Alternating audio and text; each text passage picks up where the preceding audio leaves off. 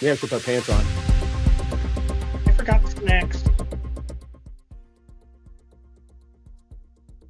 What? Hey, what? What? Who? I got. Is it that time of week again? Is this where we are? I think I'm here. So am I. You know what? Look. We'll show more of that later. But anyways, hey everyone, welcome to another episode of Get Off My Lawn. It is about a 2-hour show where you get to talk to myself, Al the Geek, and Captain Xavier. And it is a call-in show. We talk about stuff and things, mostly Nerf related, maybe not, but either way, we have some fun with it. Again, thanks for tuning in. We are members of the World Foam Alliance. The World Foam Alliance, if you have not joined, please go over to worldfoamalliance.org. Be sure to register. It is the World Foam Alliance, man. It is about connecting all of us to everybody and anybody and just making our hobby and what we do even bigger and better. For today's episode, our special guest is actually a gentleman by the name of Kaos. He'll be joining us in about 30 minutes. We get to pick his mind about how he takes over a certain mall, creates madness, and is just zombie-rific all night. And if you're not dead tired by the next morning, you've done something wrong. Also, just a reminder, we're doing a giveaway. Again, a giveaway during the show. We will give you the tagline. When we come up with the tagline, you got to just basically post it in the YouTube comments. By the end of the show, we will actually pick a random winner. And again, this week, much like last week, you will be getting a custom Dart Zone Outlaw painted by me. And even though this one's already painted, if you win it, you get to pick the color. And then I paint it and I mail it to you. Now, about that. Yeah, I'll just paint it and mail it to you. Oh, yeah, so many things. Anyways, how you doing, Captain Xavier? I'm doing good. I'm looking forward to this weekend. It's gonna be wild. It's gonna be crazy. You're coming to visit. Maritime Foam's coming to visit. I'm hosting a Nerf war. We've got the Borst war. It's gonna be wild. And then I'm looking forward to doing nothing and going nowhere and seeing nobody for the rest of the year. So, by the way, ladies and gentlemen, in case you didn't know or you haven't picked it up, this weekend, myself and Maritime Foam are going out to the Pacific Northwest to actually see for ourselves if it's true that there is much more Nerf stuff going on. Whatever. We're going to go crash Captain Xavier's place. It's going to be a fun weekend. And also this Friday, look for it. We haven't figured out time specifically yet, but we will be live streaming this Friday as well. This Friday, we will be live streaming. Do we have any details? Should we tell them who we're live streaming with? Sure. So we're going to be visiting Walcom in his studio. I don't know whether we'll probably stream on his channel just to, get the variety. And then we're going to go up to Flux Labs and hang out with Dr. Flux and probably live stream from there, possibly on his channel. We will see. Stay tuned. There will be stuff going on. This trip will be documented, unlike most of my trips. Somebody at Mall Mad was like, "Hey, Captain, don't forget to turn your GoPro on." And I told him, my GoPro's at home. But yes, it's on at home. I need a cameraman. Yeah, you do. Yeah, you need like an entourage. Just like, all right, so yes, head curl. We'll do that. By the way, Captain Xavier is now accepting applications for cameraman. Yeah, there you go. It doesn't pay well, and you have to provide your own travel and food and camera. Yes. But you know what? It's an opportunity of a lifetime, I tell you. Yes. So we'll only be taking the top 3 candidates, and then we'll actually do a live stream where we'll have the 3 of them battle to the death. Never mind, we'll figure that out. But anyways, we'll work it out. We'll work it out. Hell, we might even live stream from the car since we're going to be driving around a lot. You know what? We can. We might do a Goodwill run with the 3 of us, old men, running amok in the toys aisle of a Goodwill's. Maybe we'll live stream that on TikTok or something. Who knows? Maybe we'll confuse people and I'll just buy a bread machine while we're at the Goodwill. Yeah, there we go. Oh, good stuff. It is, but yeah, again, so this Friday, we're heading out, myself and Maritime Foam, we're going to see Captain Xavier this weekend. We're going to have a lot of fun. We're going to, if you're out there, so again, which 2 events are we going to? Just let people know if they're on the fence about coming, that now they really should be coming. Yeah. So Saturday, I'm hosting a private war here at my place, and that's invitation only. But Sunday, we will be at Fort Borst in Centralia, and it will be probably our last war for the year, because it is now cold and damp here in the Pacific Northwest, which are not good qualities for outdoor Nerf wars. One of these days, we'll find an indoor location, or I'll actually start hosting makerspace events. That would be nice. But yeah, that's what we're going to be doing. It occurs to me, I've been working on 2 projects, and I should have waited for Al to get here because I'm in the middle of the paint job, and they're going a little rough. I should have waited for him and just like, hey, while you're here, paint these for me, would you? Sure. What are you painting, man? So a pair of Outlaws. Wait, and what? They're not nearly as pretty as yours. I just did the base in bright orange, and then the accent bits in black, because those are my colors and they're easy to paint, and I'm a lousy painter, so I do simple paint jobs. But they turned out really well. They actually turned out good. If you want, I will happily look at them, and if you let me do my thing to it, I'm in. It's fun. I just might. I'm also going to be painting. I've got a pair of Dianas that should be showing up this weekend out of Darts. Should hopefully be delivering them. And I'm going to give them a paint job as well. I got the clear one rather than the teal and pink one. And that way, if I can work it, the lower half, the lower section, I'll paint black. And then the clear part, I'll use the translucent spray paint and paint it clear. Plug the so I'll be painting that translucent orange, and then I've got a muzzle for it, and it should look pretty good. I'm hoping we'll see. So yeah, dude, that's going to be awesome. I'm looking forward to it, and that'll be good. So maybe we should drop in the chat. So again, worldfoamalliance.org. If you haven't registered yet, please go over and register. We do sell merch as well, and we are doing a giveaway. Shall we see what the comments are saying? Maybe we should take a comment or 2. Yeah, what do we got in the comments? Somebody asked if there are any fellow Wisconsinites. I've never lived in Wisconsin, but I have been there. I have family that were in the Wisconsin area, and one summer when I was staying with my father, who was living in Kenosha, I got to go to the. That's a good question. What, Al, will you ship internationally? There is a good question. Where are you from? Where you live? Yeah, whereabout are you? Given the name, I would guess Germany, but I could be wrong.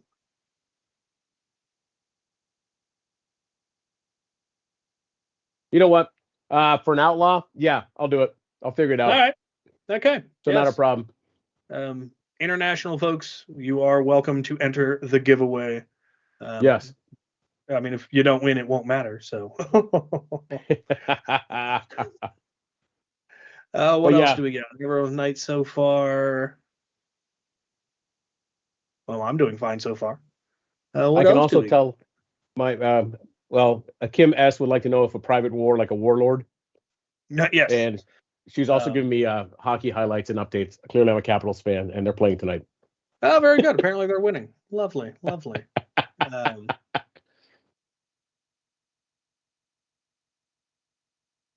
So that ain't bad. But then also they're in the UK.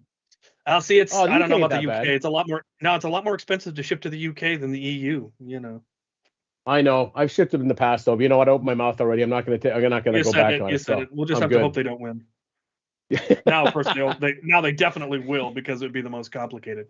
I am not eating the darts. I can't even reach any darts from where I am. I also can't reach any snacks. I've botched myself. I'm trapped. Andy Verk is here. Welcome. Speaking of Australians, here we go. Yeah. Hey, you know what? That's right. So, what did you do today? What's being released tomorrow? I don't know what's going on tomorrow. What'd you film today? Oh, right. Yes. The Range. The next episode of The Range will be going live tomorrow. And I got lucky. It was raining this morning. It stopped raining. I went out. I filmed it. I came back in. As soon as I got in, torrential downpour. So perfect timing on that. Hopefully we will have good weather this weekend. The report of the forecast. The forecast is good. Words I'm hard. It's supposed to be sunny both Saturday and Sunday, so hopefully it actually is. But we'll see. I saw the same thing. We haven't decided what you have to type yet. You will be told what you have to type. We don't tell you early on, so that you have to actually watch the show to find out. And we may not have decided yet either. So we also haven't decided yet. Yeah, we want it to be something Mall Madness themed, but we haven't come up with anything good yet. So again, just a reminder to everyone: worldfoamalliance.org. Today, our special guest is going to be Kyle Kaos from Mall Madness. He'll be on here in a few. Also, remember, this is a call-in show. So we will have a number. You can actually call in and ask us questions. When you call in, you'll have 3 minutes. In those 3 minutes, you can ask as few or as many questions as you want. But at the end of 3 minutes, I don't care if you're mid-sentence, it is cut off. You are done. You're done. Or if we might continue talking about what your question was, but you won't be here anymore. Or unless for some reason we don't like you very much, or we just get old and crotchety, we will just cut you off midstream. It is nothing personal. I might be. It doesn't matter. Either way, we will see how it goes. If we tell you to get off the lawn, you're off the lawn. That's how it works. Yes, there's a number if someone wants to call in. Someone wanted to ask, does rain damage the range? No. It's unless it's a completely torrential downpour, I can still use the range even when it's raining, as you have seen in previous range videos. Not the last one, but the one before that. It was drizzling the whole time. It wasn't until it was actually a torrential downpour that it started filtering through the woods, because it's a pine forest, so it's got fairly good canopy and stays fairly dry, unless it's absolutely pouring. But yeah, that ain't too bad. Also, ladies and gentlemen, if you get a chance, don't forget to share that you're watching this. Don't be the guy that tells your friends after you watch it and they said, "Oh, why didn't you tell me?" Share the stream, let your friends know. Let's try to grow the community. That'd be kind of nice. That way, when people say, bigger. We want more people to call in. More people, and then it's less to explain. Instead of go, "What's the World Foam Alliance?" Just shut up and watch it. You'll know what it is, and you're like, "Why didn't I watch this sooner?" Come on, man. There's good stuff here. We want to do more collaborations. We want to bring on more guests. It's a lot of fun. It really is. Al and I just started streaming because I was at his place for Maryland Mayhem, and we're like, "Hey, I'm here. Let's stream." And then we should do this more often. So we did. And then the World Foam Alliance launched, and we're like, we should do it for that. And so we are. It's good stuff. Yes, merch. I got to get more merch. We'll talk about that. Yeah. So again, for those of you who missed it, Maryland Mayhem will return. It is back again.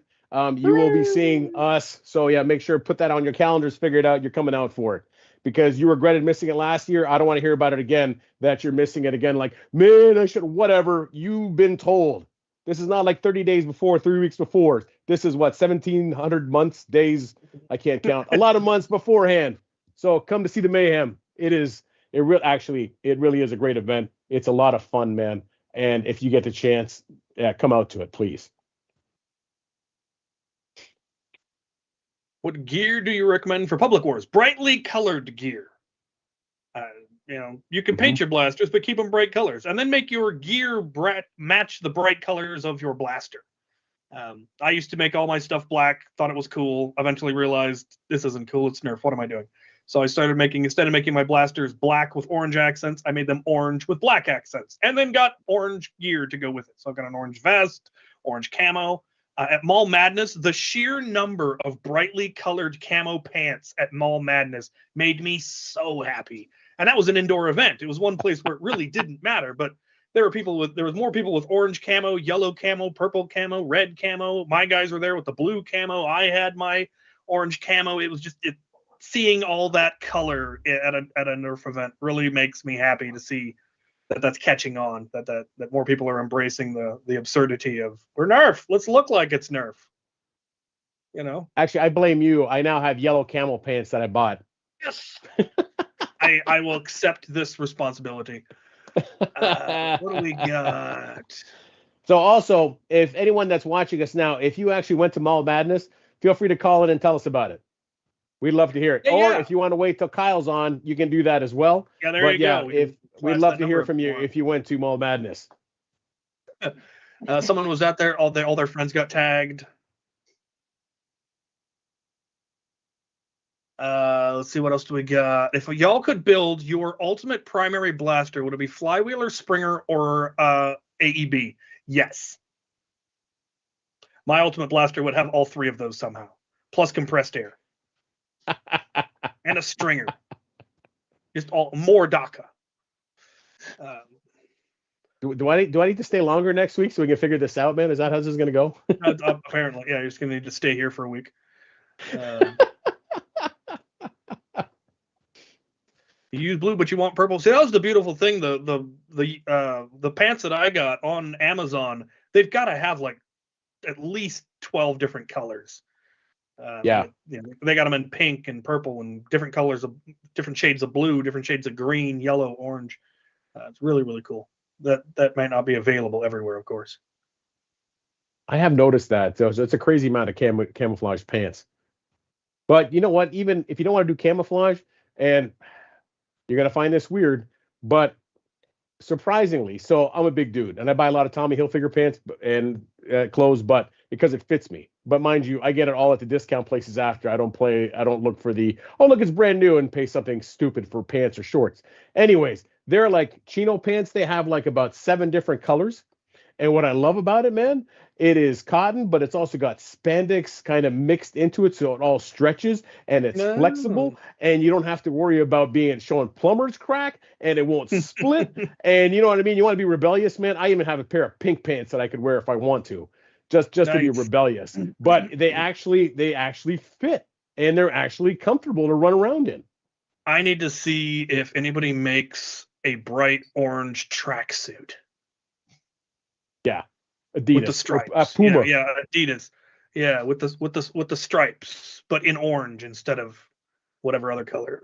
I've got a black tracksuit that I one of these days will get around to making the video for. But I need an orange one. Tommy makes orange pants. I own them. I bought a pair of orange pants. Well, there you are then. Yeah, I tell you. No, the Puma wants in, and she's scratching at the door. But if she comes in, then she will assault me, and I'm busy. Probably. Oh, by the way, did you see? Have you followed the last couple of days what hit Amazon? I'm sure like it came across all the socials. Did you see the crazy sale Dart Zone was having on different blasters? I bought one. I saw the post like, oh hey, Mark 1.2s for $40. You're like, yeah, I'll take another one of those for $40. Did you? Like it's less than a Nexus. You're like, yeah, I think I will actually. The only one I still don't have a 1.1. Oh, I got the 1.0, but I never got the 1.1. Someone was going to send it to me, but never got around to it. I actually bought a 1.1 because I had some guy in Canada that wanted a 1.1 and wanted me to paint it. So Yeah. I had it for about 3 weeks, and then it shipped off to Canada. But I think I bought 6 of these yesterday. And you know what? At what, $40? Yeah, that's half Yeah. price. I mean, it's Yeah, a solid blaster.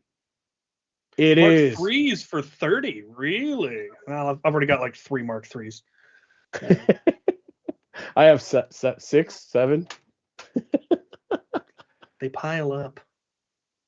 They do. You have an excuse because you sell them. I don't sell stuff, so. Well, that kind of helps too. And it's Biker you know, pants. Biker pants with built-in knee pads. Ooh. oh yeah, those are good. Those are really good, actually. Of course, they go on sale when I'm broke. That's how it works, man. Well, yeah. I'm talking about. Oh, We talked yes, about we talked about pants. we talked about Go bread ahead. makers, and now somebody's wife is looking at bread. Looking at bread. So the way the bread maker Dangerous. came up, This in the background. this was an inside joke, actually. So a few weeks ago, we were up.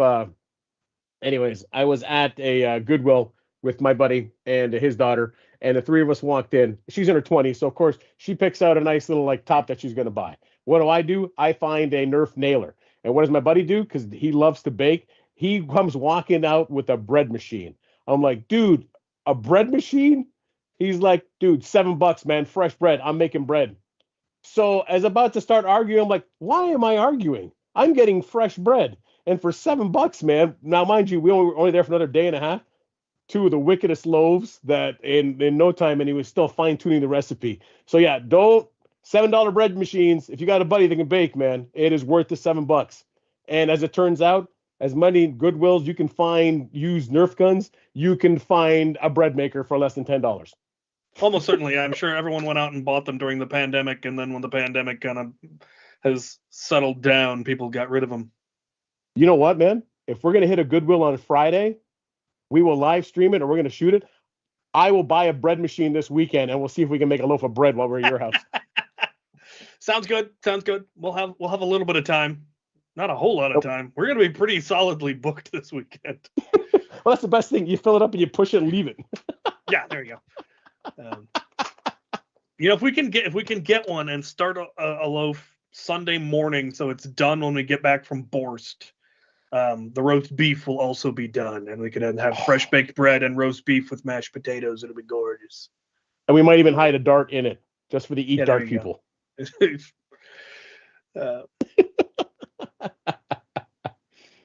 Oh, this is awesome. Hey, we got a caller. We finally got a caller. Let's take a caller and see what they have to say. You see, it'll be one of the regulars, someone who calls in every time. Hello? G'day, guys. How you doing? It's Andy Work. Andy! Oh, Andy, what's shaking, buddy? How you doing? Oh, good. Just thought I'd give you a try. I've finally worked out how to ring you guys. That's a heck of a call. That is awesome. Yeah, I know, but it's internet, so I'm not paying for it. No, well, there you are then. What part of Australia are you in, by the way? I'm in the hills above Perth, not in a cave. I actually live in a house. Really? You got running water I've and everything? just been barricaded. Well, sort of. Where there's a dam, we can get water out of, but you have to be careful for the tigers. Yeah, I just thought I'd ring in and say hello, see how things going. Also ask you a question. You got the Valkyrie from me. And I noticed when you were putting it together, you noticed the missing side rails. I can paint them up and send them off to you if you'd like. Oh, that'd be lovely. Ooh. Okay, done. Where is Perth? Oh, there it is. Well, it's Australia. So as much as you you think it's small, everything in Australia takes forever to fly to, even within country.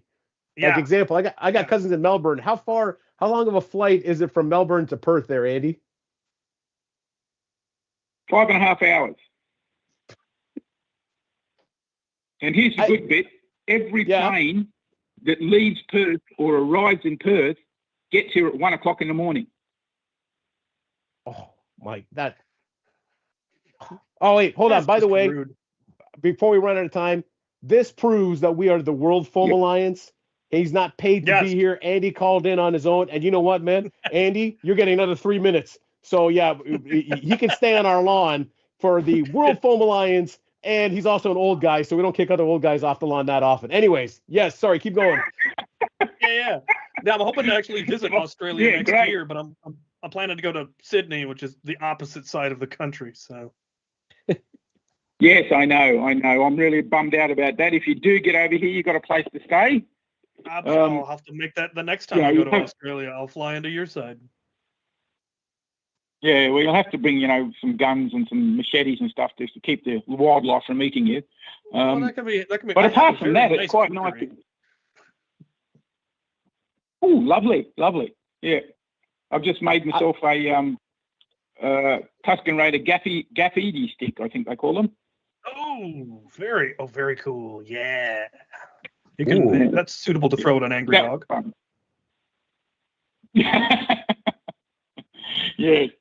Andy, do me a favor. Well, what else can I say? Well, before you say anything, what I want you to do is tell us about the certain YouTube show that you may have claimed from someone else who stopped doing it, and what it is about and how people can submit things to it.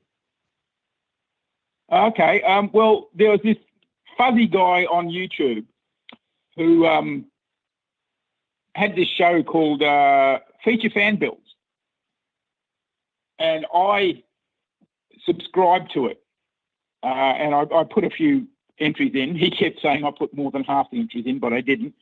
You'll have to excuse my hesitation because I can see you guys talking while I'm talking. Anyway, so Captain X had to step away from it, so I just sent him a message straight away saying, look, do you mind if I continue? And he said yes, so I did. I would love more people to send in submissions because I'm getting the same people all the time. Not that that's annoying or upsetting. It's just I'd love to see a bit more variety, a bit more people putting stuff in. So if you want to submit a blaster that you've built, it's showmethemoddedthing@gmail.com. Thank God I got the email address right. And just send me images and build details, and I'll put it up. The deadline is the 13th of every month. It goes up on the 15th. I know I have been a bit tardy lately, but I've been ill, but getting better. And yeah, the world can see your blaster, and that's exactly what I want. It's a bit creepy when I try to put my own up. I did ask the community, and they said fine, so that's not a problem. Go ahead. Hold on, Andy. You just gave me an idea. So we got it. We'll set this up. Oh no, we're in trouble. Oh, we are so in trouble. What we're going to do is we'll figure out when, but I think what we're going to do on one episode of Get Off My Lawn, we're going to have Andy call in, and what we're going to have people do is to make sure submit pictures of their modded things, but instead of him making a video, we're going to go live on Get Off My Lawn with Andy Work, and we're going to talk about the three of us will make comments on whatever people send us. Yeah, absolutely. We should do just a Andy Works Get Off My Lawn special. You could be the guest when we do it. So yeah, we'll reach out. Happy to do people to submit stuff, and we can just go through it live and say it's good or say it's rubbish. Yep, that sounds great. Because we're into that kind of stuff. Yeah. And we are the World Foam Alliance. Timing-wise. What? It's 8 o'clock in the morning here, so it's great. It's perfect. Andy, before we run out of time, plug your YouTube channel. Yeah, where can people find you? I'm at Andy Works Nerf Mods on YouTube. I'll post the link in the chat as soon as I'm off the phone. How's that sound? Perfect. Good, because you got 5 seconds, and we're going to have to tell you to get off our lawn. Okay, bye. Get off my lawn. Get off, dude. That's awesome. I think that'll be fun. We're going to bring him back. I would love to go through mods with him live. Just oohing and awing on stuff, or just going, who built this? You can see the thumbprints in the thumbprints in the epoxy. Sand that stuff. Sandpaper's cheap. That's going to be fun. I think we're going to do that. Everyone in the chat, if you think we should do that, make a comment. Tell me we should have Andy, and we'll do some live reviewing of the crazy things you all build. Yeah. We've got a Brit, an Australian, maybe a German. Who else? Yeah. So in the chat, where are you from? Let's see how many people we have worldwide right now. That's cool. That'd be a cool thing to know. It is. I think, well, one person I think is from my living room. She might be my wife. Just giving you grief in the background.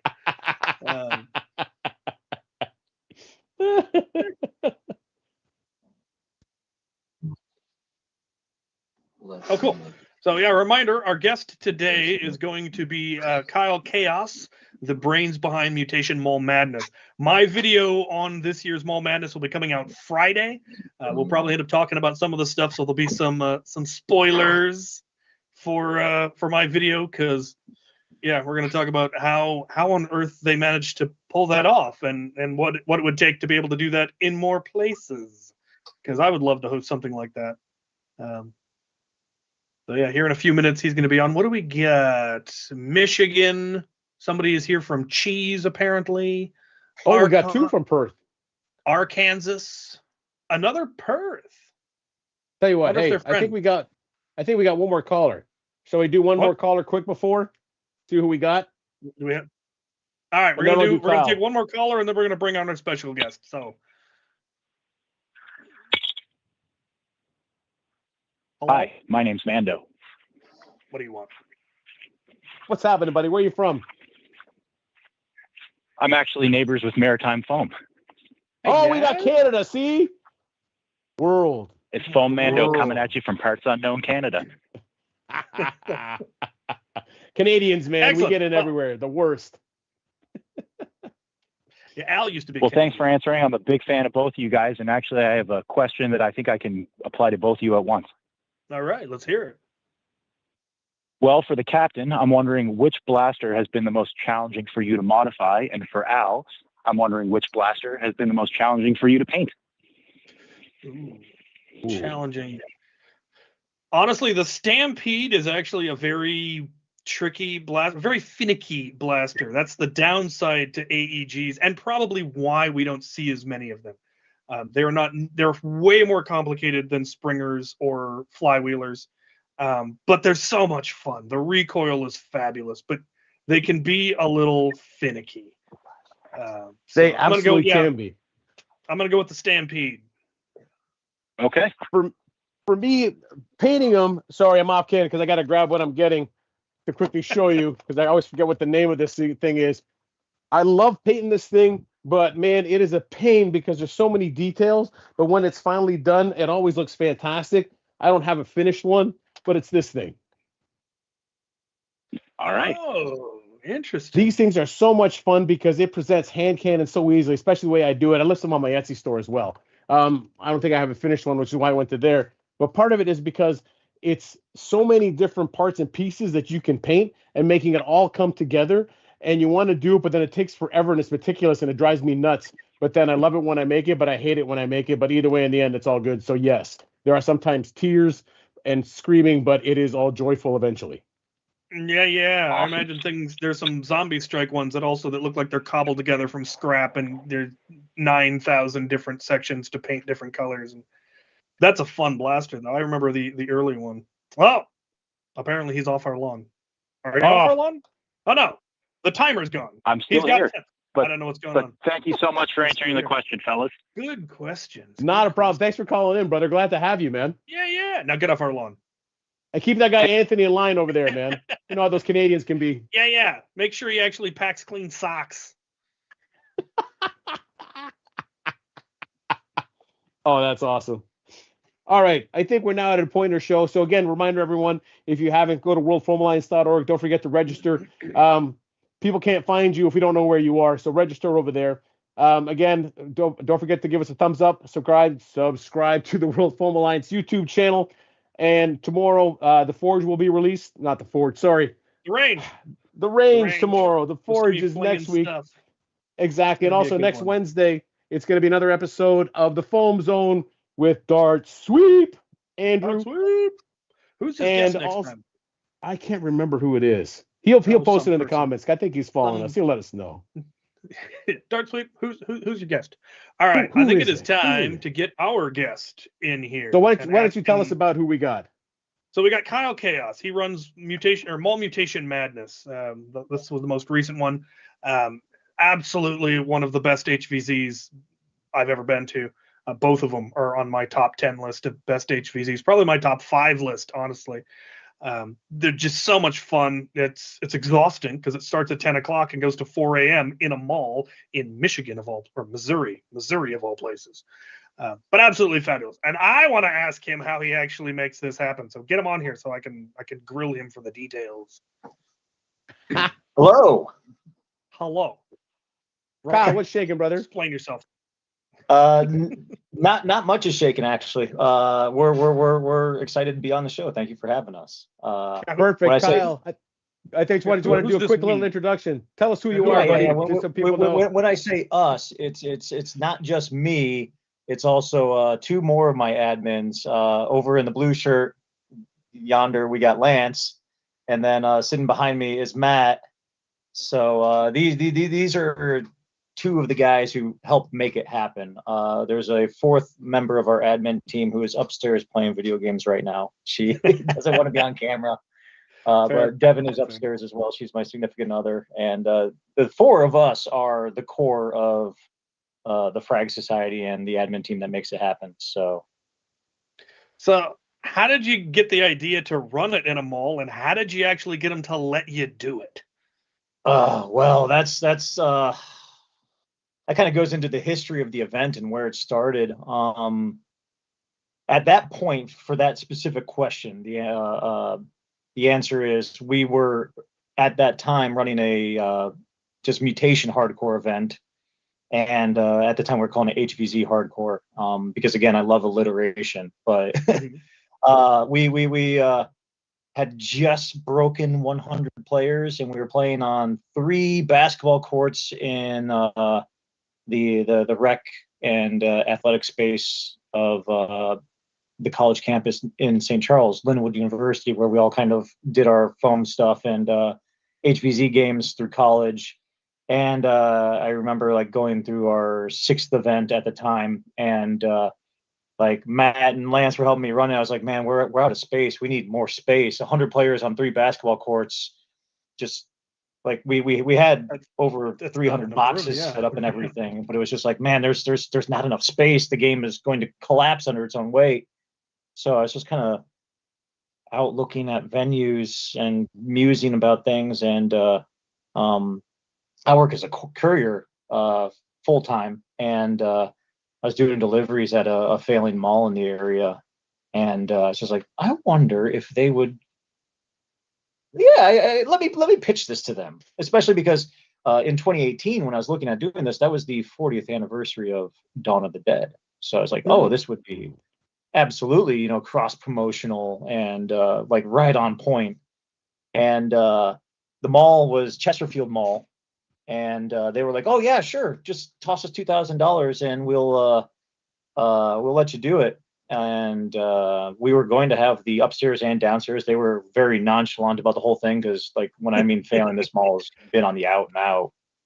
And I was like, "Cool, okay. Let me acquire the funds, like, get everything set, make sure that all my ducks are in a row." And it took me about a month or so. And I go to walk in the door to sign the lease and everything, and like they're literally packing up the offices and leaving. And I was like, what's going on? They're like, oh, we were bought by a new company. You need to contact new people. They're closing our offices down. Management's all been fired. Good luck. Oh, wow. And so I was like, oh man, okay. So, and I had like 3 or 4 meetings with these people. Like everything was all set. If people remember from 2018, like I actually had dates and times set for the event, and then when I found this out, I was just like, okay, well, maybe I can make it work. And the responses I got from the new management or new owners were just like, we don't do overnight events, and this is stupid. Bye. I was just like, oh, okay, well, crap. Like I have to. Start again.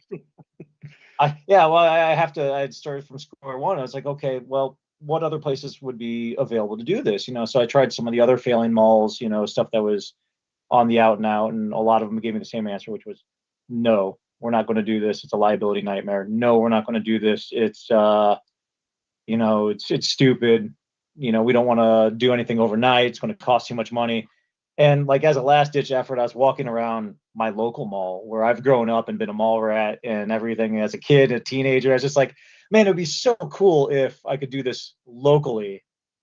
And Matt was with me. We were wandering the mall, and I was like, do you think they would go for it? And he's like, I don't know. It's worth a try. So we went to it, and I was like, hey, I run some Nerf events. I've been doing this for a few years. I'm, not fresh at this. Can I pitch you an idea? And so they sat down and listened to it, and they're like, we love the idea. Let's see if our bosses will go for it. And they got back to me like the next week. They're like, yeah, sure. It's going to cost $5,000 to lease the space. And I was just like, oh, okay. I had just spent a month saving up $2,000, and then luckily I had a buddy step in, and he's like, I can cover the other half if you can get another 500. So we each dumped 2,500 on that first event to get it hosted, and like threw it together. And it was very mission light. It was just the mechanics of the game. And we were all just ecstatic to be playing HVZ in a mall. So it was a terribly designed game, but like everyone was just like, this is awesome. And yeah, that was it. It was just like, wow, we made it work. And we didn't know how to price it. We didn't know how many people were going to be there. We didn't know what was going to happen. I think we ended up with like close to like 115 players or so for that one. And we lost so much money on that. It was just like, oh God. It was like, oh, okay. I just spent $1,500 out of pocket for everybody to play Nerf in the mall. Ugh. Like my buddy who put up the other half also lost $1,500. So it was like we made back $2,000 from the event. It was just like, ugh, we'll try better next time to get the pricing right and the player count. And game 2, like they're like, okay, do you want to come back? And at the time we didn't know if we were going to be allowed back, because in that first game somebody put a hand through a wall. Like literally they were running full tilt and they went to go put hands on a pillar thinking it would stop them, and one of their hands just went through to the wrist. And I was like, okay, so there's a handprint size hole in the wall. And I was like, I'm not going to claim the insurance. I'll pay it out of pocket because I don't want the insurance to not cover us, year 2. Right. And that was a $900 poster over hole. it. They'll never noticed. Yeah. And it was a $900 hole when the mall was done with it. I was like, oh my God, that was not a $900 repair, but whatever. So, yeah. but they're like, well, yeah, we want you back. And I was like, okay, I'm glad to hear that. And so round 2, we ended up with like about 125 players. And that was an experience, because it was like, okay, we're getting better at the game design. But that was our second big team battle, red team versus blue team. And they just stood in the center and shot each other across the big intersection. Yeah. I was like, but nobody actually moved or did anything. I don't see how that was fun, but which is why I heard about that, and I was told that 3 was very different than 2 in good ways. So yeah. Like 2 is just a meat grinder where the humans shot each other and they were farming each other for experience, and the zombies slowly picked away at one side till eventually they were just going to overpower the other side anyway. And it's just like, I got to get rid of this red team versus blue team stuff that I was working on in the gym. And that's when I kind of started developing the squads and the individual groups. And I was like, maybe they'll go around each other and get to see the whole mall if that happens. So yeah. But there ended up being almost no PvP in game 3. Yeah, very little. I think you claimed that there was the only PvP was your accidental shooting someone as they came around a corner. I did. I shot someone and then he got turned and I felt bad. And I'm sure he tells everyone that Captain Xavier is a schmuck. He got me killed at Mall Madness and didn't even say sorry. It's like, I didn't know who you were. It was dark. That's why I shot you. Yeah, there was, I guess, another report of something like that happening in this event where I guess 2 teams rounded corner and unloaded on each other. There was one where someone got shot and then got turned, and their whole team swore vengeance against the other squad. And I don't know if they did, but I think they got wiped out before they got the opportunity to. Well, there was a lot of wiping out this game. So. Yeah. All right. So let me come for 1 second, gentlemen. Kaos, because you are the guest, brother. What do you think? What should the catchphrase be? We had some suggestions in the chat. But if you have your own, feel free, or you want to go with the chat one. And then I want to ask you another question, but we got to get this rolling so people. What are some of the ones that we're seeing in the chat? I vote mall rats for life. Okay, Ooh. sure. That's good. I mean, it works. It's fitting. It's topical. So mall rats for life. Mall rats for life. So, ladies and gentlemen, in the chat, make sure to put mall rats for life in the chat. You'll enter a chance to win custom painted blaster. It will be a Dart Zone Outlaw. I will be painting it. I'll probably give you about 6 different color options, depending how I feel. But mall rats for life. Copy and paste it. It's got to be exact. And don't spam it. All you have to do is enter once. And that'll be enough. More than once, and you might just get removed. Yes. And then if anything, you're going to pay for shipping to Australia. All right. Previous ones have been like, I think the first one was Captain Xavier owes me money. Yes. There was one about Al being bald, wasn't there? Yes. We have some fun with them. Definitely. So then Kyle's going to say, so number 2, did you sort out pricing, or did you still take a bath on that event as well? The second event we still had a loss, but it was a much less painful loss. I think we made back 4K of the 5,500 that we invested, because obviously it was 5K for the mall. That's the lease period. And then it's, 300 for the event insurance, and then it's the another couple hundred for the U-Haul and the logistics, and that's not even tapping into how much money I've invested into all of the mutations, MacGuffins and materials. Yeah, exactly. Like I didn't even start totaling that stuff until the third event, and then I was like, oh geez, there's a lot that I put into this of my own cash as well for the toys, Part of it, why I asked that question, is just more so it's because to make people understand that when we put these events together, they are not cash cows. We're not laughing on the next day going, oh my God, you know how much money I made? No, we're laughing because, oh my God, I had so much fun. Yet the other thing is, like, I hope my wife doesn't kill me. I don't know how much I lost, but I'm so doing this again. So when I get it, we'd love to do things for free or at low cost, but let's face it, things cost money. And don't complain about what it costs. And especially now that people have seen it, if you didn't believe it, Kyle has lost money on the first 2 and substantially so, yet still keeps putting it on, which means when you see that price, don't complain. Just sit there and go, man, this must be good if he's charging me that much for it. Yeah. That's something a lot of people don't understand, especially around HVZ, is that the most expensive thing is always the venue. It doesn't matter, if you're doing it on a college campus for like Maryland Mayhem and all of those, they still have to pay to be able to play HVZ on that campus in most cases. Most like campus clubs, when they run the HVZ during the year, they don't have to because they're a campus club. But to host an invitational, there's usually a fee involved. And our hobby, for some reason, hates the idea of anybody charging for HVZ because of something the original designers said 30 years ago or whatever. And it's understandable when it's campus clubs and the venue is free and you have the venue, and that's fine. But for something like your event, there's no way you could run that if you weren't charging. It just wouldn't be possible. Yeah, and absolutely not. And the venue is so cool. I've never been to an HVZ that had a venue that was that just interesting and dense and cool and awesome.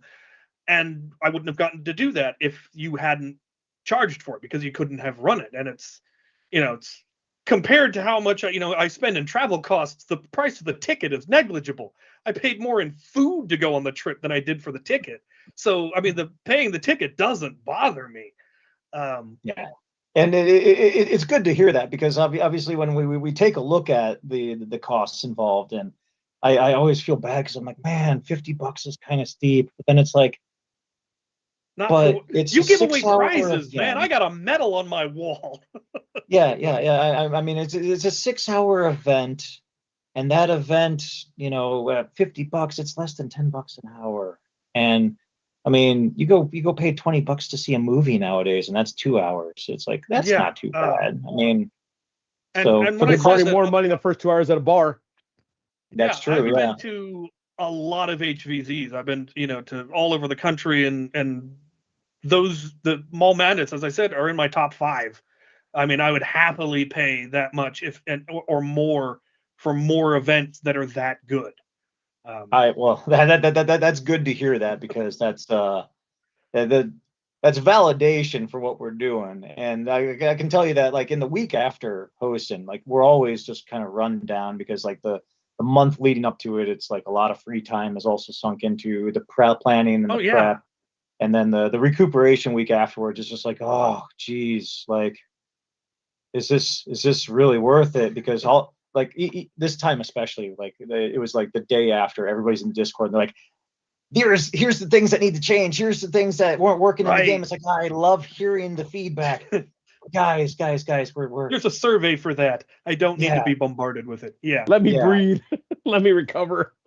Yeah. But no, it's good. It's good to hear that what we're doing is a special kind of brand of like quality, because like I said, man, if we're going back like in the history of things and how I came to this game, it was probably 2015 or so when I founded my club, and it was because I was still involved with HVZ stuff at the local, the campus, the college, and I was like, man, it's just not going where I want to see it go. Like, I want to see this grow. I want to see it develop. I want to see it continue to get better and better, and not necessarily become more complicated, but like also become, more diversified and more engaging, and it's like, there's a certain kind of culture that happens on college campuses with their games, where when teams cycle out and new teams kind of take things over, like, they want to leave their mark on things, and it's like reinventing the wheel sometimes, or also like maybe trying to adhere too much to tradition. So things either become undone, or they become so rooted in doing the same thing on repeat that the idea of like innovation and testing and like trying to figure out what works and what doesn't work and what can work better is lost.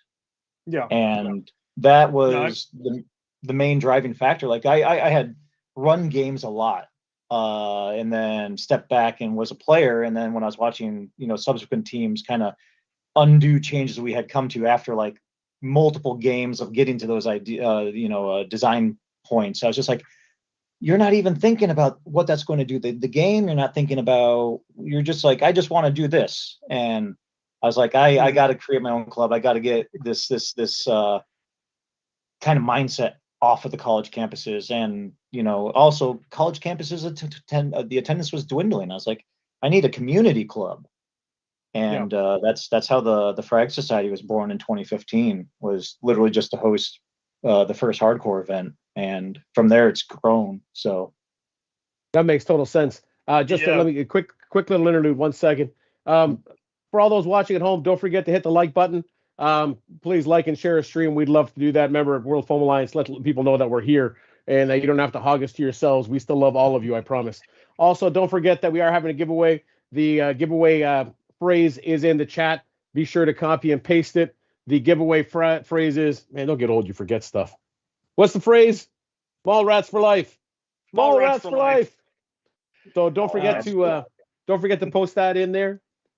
And then also, we are doing call-ins. So here's the phone number. Be sure to call in. You can ask us questions. You get 3 minutes. You can ask myself. Actually, if you're calling in, please make sure to include Kyle or Mall Madness. Don't call in and just to see what kind of jelly bean Chalo's eating, because you will get through. As soon as you say jelly bean, I'm booting you off my lawn, man. And if anything, I'll call you back and make you pick up the poop off the lawn that the dog's neighbor left. So feel free to call in. We'd love to hear from you. Let us know, have questions. And again, worldfoamalliance.org. Don't forget to register. Don't forget to hit that like button. Make sure people share, like, blah, blah stuff. You know what to do. Thumbs up. Come on, man. Love. Sorry, where were we? We were talking about Mall Madness. Yes. And yeah, the way that you run it, that's very different than any other HVZ. I've never been to an HVZ that had levels, that had nearly the variety of players. Oh, we do have a caller. Well, then let's get a caller in here. Hopefully they're not just calling in to complain about, the lines in admin pit. We're all tired of hearing that. We all know. All right. Who are you? What do you want? Are you here? Yes, I am here. Can you hear me? Yes, who are Who are you? you? What do you want? So I'm Caden, Lego boy in the chat. I was Oh, at Marvel Caden. Madness. So I just wanted to say I appreciate all the work you guys put in. I'm probably one of the only other people in this call who's actually has experience running a Nerf event in a mall. So I've never done one. So, I've yeah, never run that's, one in a mall. what was that? I've Which never event run did an you do in a event in mall? a mall. I've done lots of events, but never one in a mall. So Yeah, if I remember correctly, Caden loved the event so We much did- last year. He We did an went event home in- and tried to recreate it in Utah. nice. Wish I'd known about that. That's a lot closer to me. I could have did an patronized event that. in Utah. Well, if you do it Dude, that's again, let me awesome. know because that's a lot closer to me. But yeah, we're trying to It's do like it an again. We're hour trying to do flight. it again early 2024. So Cool. Well, be sure to let me know because that's like an hour flight for me. I'd definitely Planning, go to that. Just don't do it this weekend. Not on this weekend. Yeah, not that weekend. No, it will That not be weekend's this. Yeah, Oh, Caden imagine doing all that spends in a one lot of week. time on our Frag server, or the Frag Society Discord, and he's very quick Getting to make ideas, sure stealing all your stuff. adds all his 2 cents. So That's Yeah, no, awesome. I That's did, part of why I we're did a, that's why we do what we do. Yeah, anyways, keep going, Caden. Sorry, brother. No, you're good. I did a Malcolm Reynolds cosplay for Mommy. Oh, nice. I remember. Yeah. yep. Yeah, it was That's a good pretty one. spot on. The only thing that was missing was the weathering, but yeah, all the components look Give it spot time. on. People always ask me, how do you get your blasters to look so realistically weathered? Like, I use them. Yeah, exactly. You got a minute. What do you want? You got any more questions? You got 1 minute left. Let's go. Oh no, I'm good. And plug your event. Tell us what you're gonna do. Yeah, Yeah, plug your event. Do you have any socials we should know about? A TikTok, a YouTube, something? No? Nothing? I guess I have a Thingiverse where I have like 2 things posted if anyone's Brilliant. interested in just random files that I've designed. Tell us. It's the same name, so Lego Boys. Lego Boy. Cool. Well, check out his files. Maybe print his thing. If he hosts his event, hopefully we'll know about it. I'll let you know about it if I'm going, and we can all go run amok in his mall, and it'll be fabulous. I hope so. Right. Get off my lawn. That's awesome. But this is good. So obviously, like, I love the fact that Kyle, you guys did them all, and you're able to pull it off, and that is commitment to pulling it off because we all think this would be very cool. And while you were discussing it, I was trying to think of other random places. So part of it, I guess, was we'll do this as a 2-part question. First one is, do you do any decorations, or have you thought about somehow decorating? But obviously, you're under time constraints to try to get everything down and pulled out. But then at the same time, I'm thinking, if you're going to make it creepy and weird, so there's this one show I watch, and it's with Josh Gates, and it's called, is it Episode X or something X? Expedition X, I think it is. And they always usually do weird things on everything. But one was this former mental hospital in Michigan, and it is one of the most haunted places. And it is dirt cheap probably to rent out for the day. And I'm pretty sure they'll let you stay in there overnight. But I don't know if mentally I'd come out fine at the end of that night for many other reasons. But then I guess it's a whole other angle about finding buildings where it's possibly haunted or maybe haunted, and they'd be more willing to rent it out because no one goes there anyways. I did play. I went to a Nerf birthday party in an old asylum. Oh, awesome. Don't do it. I don't it's no. Yeah, it was no, amazing, no. but don't do it. That is something we've considered. Is what other locations could you, other than a mall, like maybe a sports stadium, industrial parks? And that's just it. Like obviously with Mall Madness, we have a player cap of 200, and Yeah. that's because there's physically not going to be much more space for people. I mean, we don't use all the space at one time, but just the logistics and flow. There's a lot of bottlenecking because of how narrow the wings are. And that's how many you had this year, right? We hit 200. We had over 190 for sure. Matt and I still have to go through the logs and like make sure all the names match those who checked in. But yeah, But yeah, that felt like a good number. Much more than that, and yeah, it would have been real congested. yeah. But I have been thinking about venues that I could possibly look into for bigger events. There is an arena in St. Charles that fits, I think, 15,000, and that'd be really cool to run around all the different wings and down into the pit. But I need to figure out how much that would go for, and if they would Yeah. even let us have an event. Obviously, old schools would be awesome up and down the Yep, halls. elementary schools. Yeah. Knowing in my area, definitely just because warehouse. of with the pandemic, in terms of how much, because I'm again, I'm in the greater DC area, so you have a lot of like office parks and buildings that are now vacant, and just Yes. because everyone's working from home and many things. And I'm thinking what we need to find is a couple of major players that love Nerf, but are also in commercial real estate, because then they know the business, one, and two, would be finding us all kinds of wicked deals on large yeah. buildings that we could be running around in. So, There was an ladies and event. gentlemen, commercial real estate, if you got family or friends, Yeah. look them up, hit them up, and say, "What, man? Come on, you got Any of space you and no one's own in, an and you can give it to us for a old deal." old Kmart's? Who owns all the old Kmart's? Yeah, exactly. There was actually an event that was the same weekend as Mall Madness, and if I hadn't already had my tickets for Mall Madness, I would have been real tempted to go. That involved nothing but like millionaire CEOs doing a Nerf war down in California. That they got Qualcomm to go run the event for them, and those are some folks I would have liked to have rubbed elbows with and go, "Hey, you know what we need are venues. What do you got?" That So would be. we'll be talking to him on Friday, so we can talk to him about that then. Well, there we Hopefully go. he'll That's get the to kind of Michigan next year and I'll networking that get to we go with him. need. Yeah. Yeah, because like I said, venues are always the hardest, which is why I bought property and built a Nerf arena in my backyard, so I could just host my own Nerf Yep. events. Yeah. But most people don't Actually, have that luxury. I've been looking at property, but the only property that I could afford would be in the middle of nowhere, where nobody would be able to A, want to make the drive, or B, would be able to actually logistically stay there. Yeah. And I mean, because land is cheap in Missouri, but it's all going to be in the Ozarks, and it's going to be rocky and hilly. And there's a reason the land is cheap. Yeah. yeah. I'm I was gonna say halfway not between. traversable.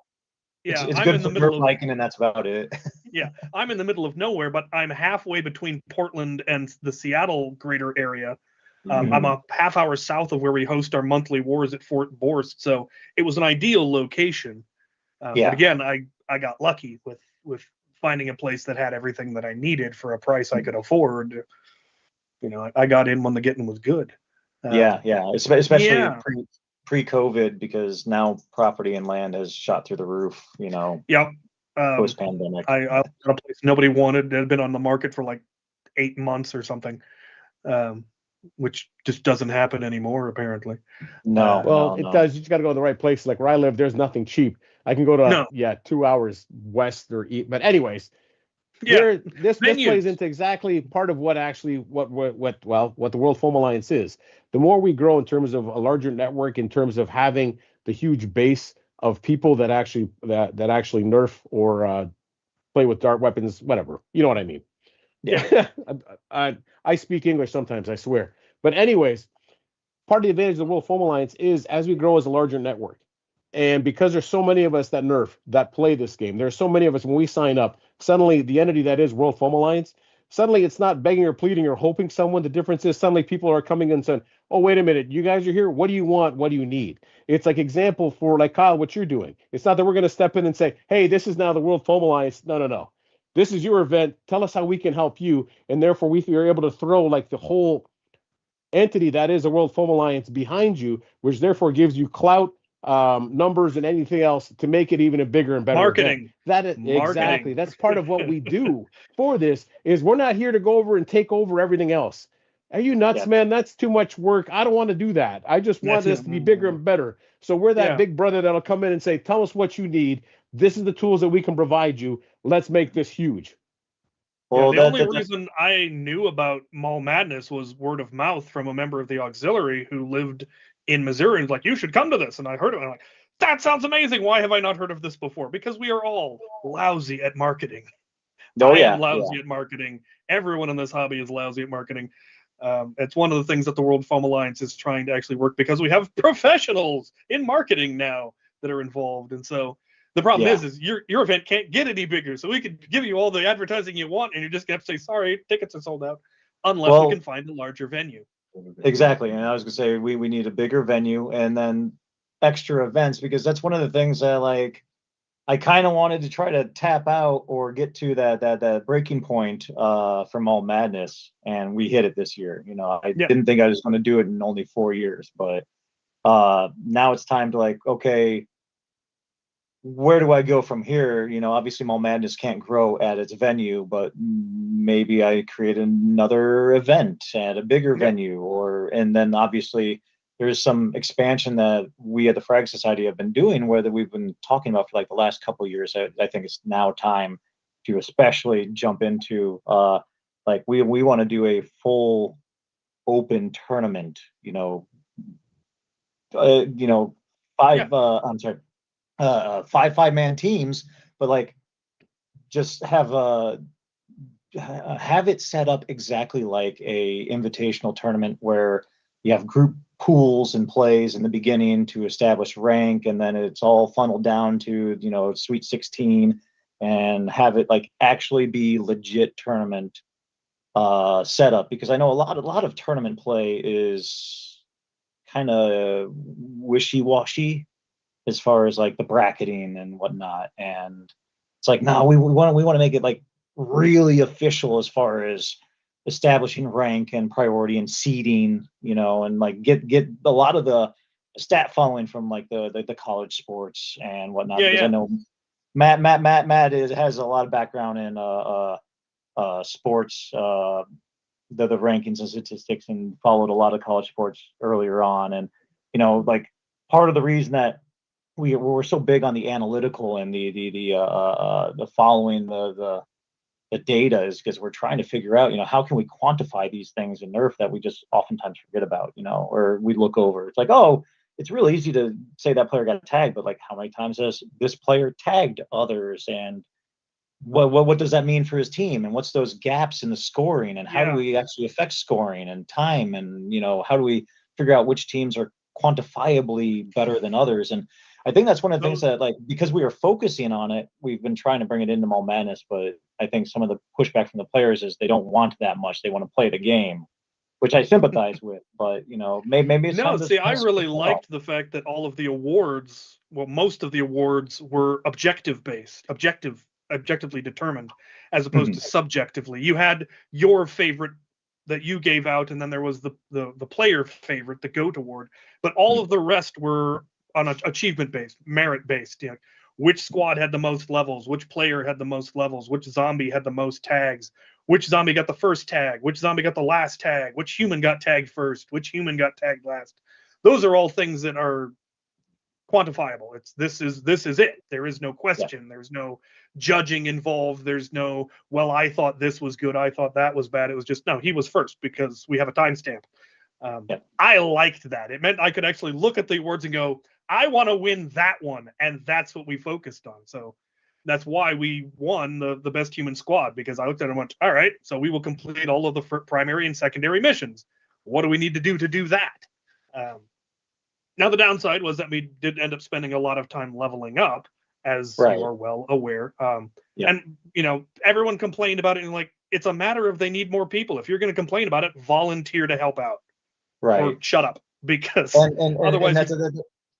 That's always the manpower issue too, is because like we always, and we've done this for the last 3 years now, have done a post where it's like, we're looking for volunteers for this next All Madness, and everybody just goes blank. It's like dead air. It's like, did everybody miss it? Did nobody see it? What's going on?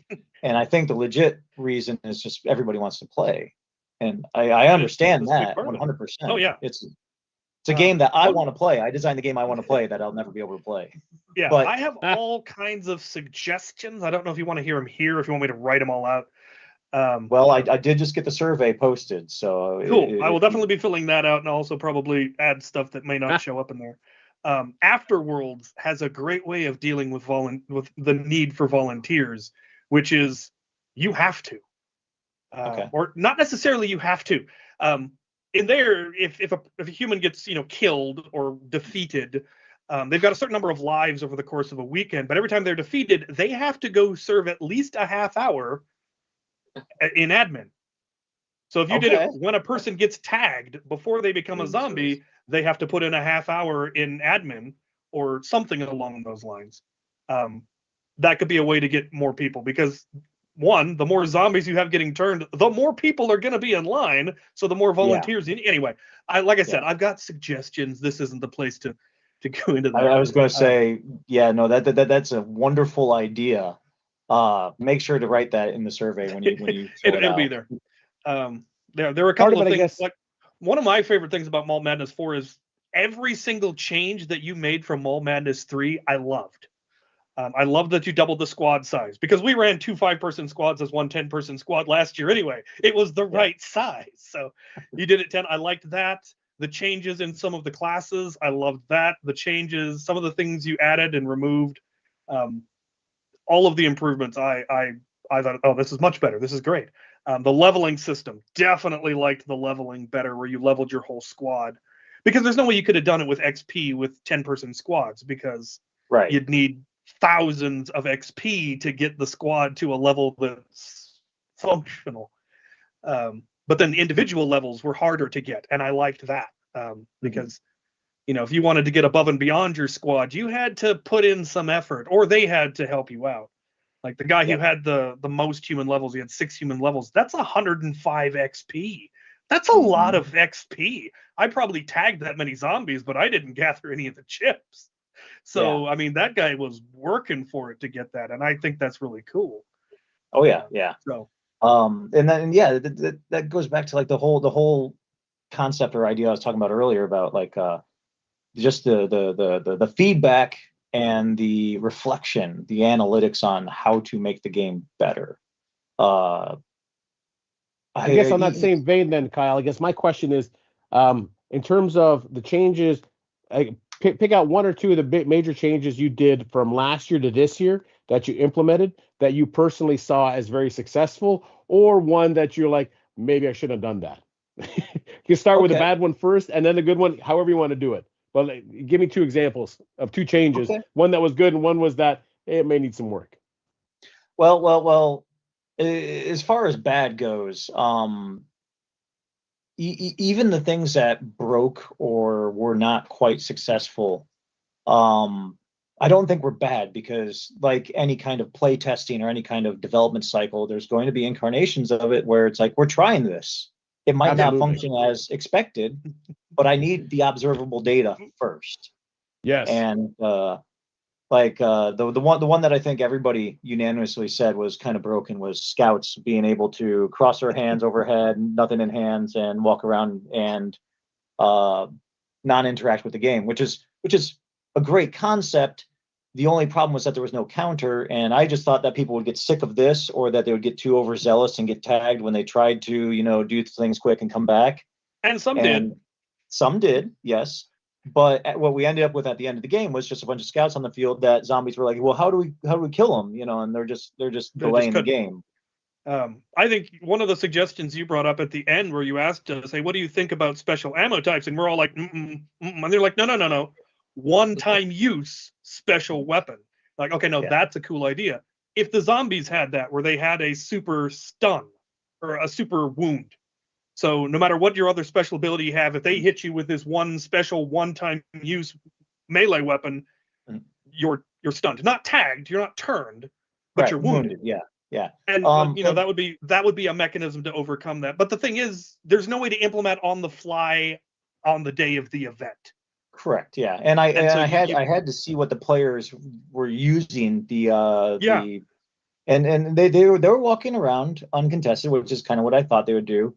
I thought the zombies would be a little bit more overzealous at like pressing them, and they weren't. Which that's on my part. They were focusing on people they could tag. But I've already created the change I want to make for the scouts for next year is just like the rooters are vulnerable to melee. Oh, there you go. The scouts are just going to be vulnerable to ranged tags. Spitters, yeah. That's because perfect, if you think about a counter. Yeah. If you think about like submarines, you don't know where they're at, so you lodge depth charges, and so that would be the equivalent of bursters not knowing where a scout is at because it's stealth and just exploding. So like thematically it fits, and then mechanically there's not so many bursters on the field that the scout would be completely disinclined to use stealth, but they could still make their way through the vast majority of zombies who are wanting to make melee tags, and then hopefully evade detection of those who could take them out of the stealth state. All right, now hold on, hold that thought for a second. So just what do we got? Just in chat. So in the meantime, while we're talking about this, I want y'all to start thinking about and make suggestions about what cool mechanics should be added, realistic and crazy unrealistic. So feel free to be productive and ridiculous. But now back to this then. So what did you think was the most successful change that you made? So even though players really hate the lines, and I sympathize with that because the game is designed such that it's high adrenaline, high octane. We want to get back to the action, and the record keeping takes forever. I sympathize with that. I need everybody to take a step back for just 1 second and realize that in the third game, when we were trying to implement these things for the first time, it caused such a grinding standstill that the game stopped not once, but twice. And I had to scrap all record keeping for the back third of the game. So like it failed. Yeah, you just said everything's unlocked. Everyone's got everything. Just go nuts. Yeah, I remember that. Whereas this game, the changes made successfully allowed us to get through the entire game. Now there were delays, and that's unfortunate. We can still work to try to reduce delays to a next to nothing. We would like to love it to where people are in and out of the pit in less than 3 minutes. That's where we'd love to everybody to be. We need, what's that? Like 30 seconds, you can like log and get out. Yeah, 30 seconds. You'd need 3-4 times the staff. Or I've got a couple of other ideas that I'll again put in my notes on ways that you might be able to streamline it. Part of the problem for a lot of my thinking is I don't know how much you're going to change between last game and this game and next game, because you changed so many things from last game that all of the big plans and good ideas, like, okay, next year we're going to do this, all of that went out the window because you changed so much. But then all of the changes were absolutely for the better. You're like, okay, I'm okay with this, but I don't want to think too much about next year because what's still going to be the same. I would love it if more of what you had this year carried over, because I really liked the way this game ran. Yeah. But I'm also excited like this, but what if they make changes that make it even better? And you're like, well, and that's always the goal, is to take a look at what worked, what was favorable, why things were not favorable. And that's why you'll see it when you click the link to the survey, but the survey takes like an hour to fill out. It's intensive. Like I nitpick every little aspect of the game, and it's because I want to know what people thought was balanced, what was unbalanced, what was fun, what was unfun, suggestions, ideas. And like I go through everything from like the start of the game all the way to the end of the game, and all of the different mechanics and how they work, and players can go ahead and share to their heart's content. And it's just like I don't care if I take the criticisms, because like I said, the feedback is important. Yeah. So but to your point, Captain, I was gonna say, to your point, Captain, I think we definitely are in a stage where we're making less drastic changes and we're fine-tuning what we have already. Cool. That's cool. Yeah. There were, having run major events myself, I did, major events in Nerf. I've done major events in Medieval Recreation. I understand what it takes to run an event like this. And a lot of people who have never run an event, they have no clue.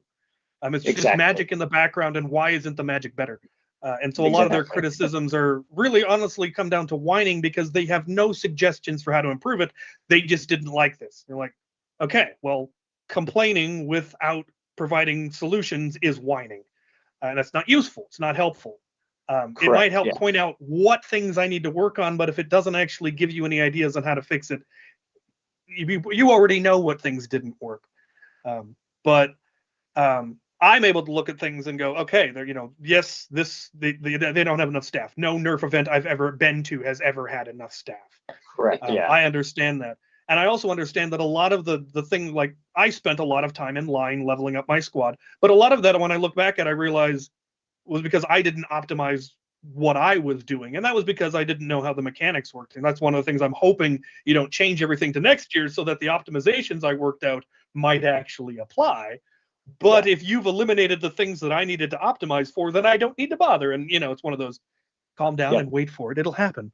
And that's why I like to, again, when I get the surveys, I comb through them and I track and retrack everything. I figure out what's actually significant. And even before I look at the suggestions on how to change it, like I'm already thinking of my own suggestions and implement it, with the resources we have at hand. One of the suggestions that everybody always goes back to is technology, make RFID tags or make QR codes. And that's one of those things, like, I don't want players using their phones on the game. Like, no. I don't want people standing out in the field entering things on their phone, because this is a very close quarters game. There are obstructions. And on top of that, like, bringing players off the field, like when they've been tagged, like zombies being removed for a few minutes is a part of the balance. Absolutely, they need to be removed for a moment. It takes 2 zombies out for every time one person gets turned, and you need that breather and that.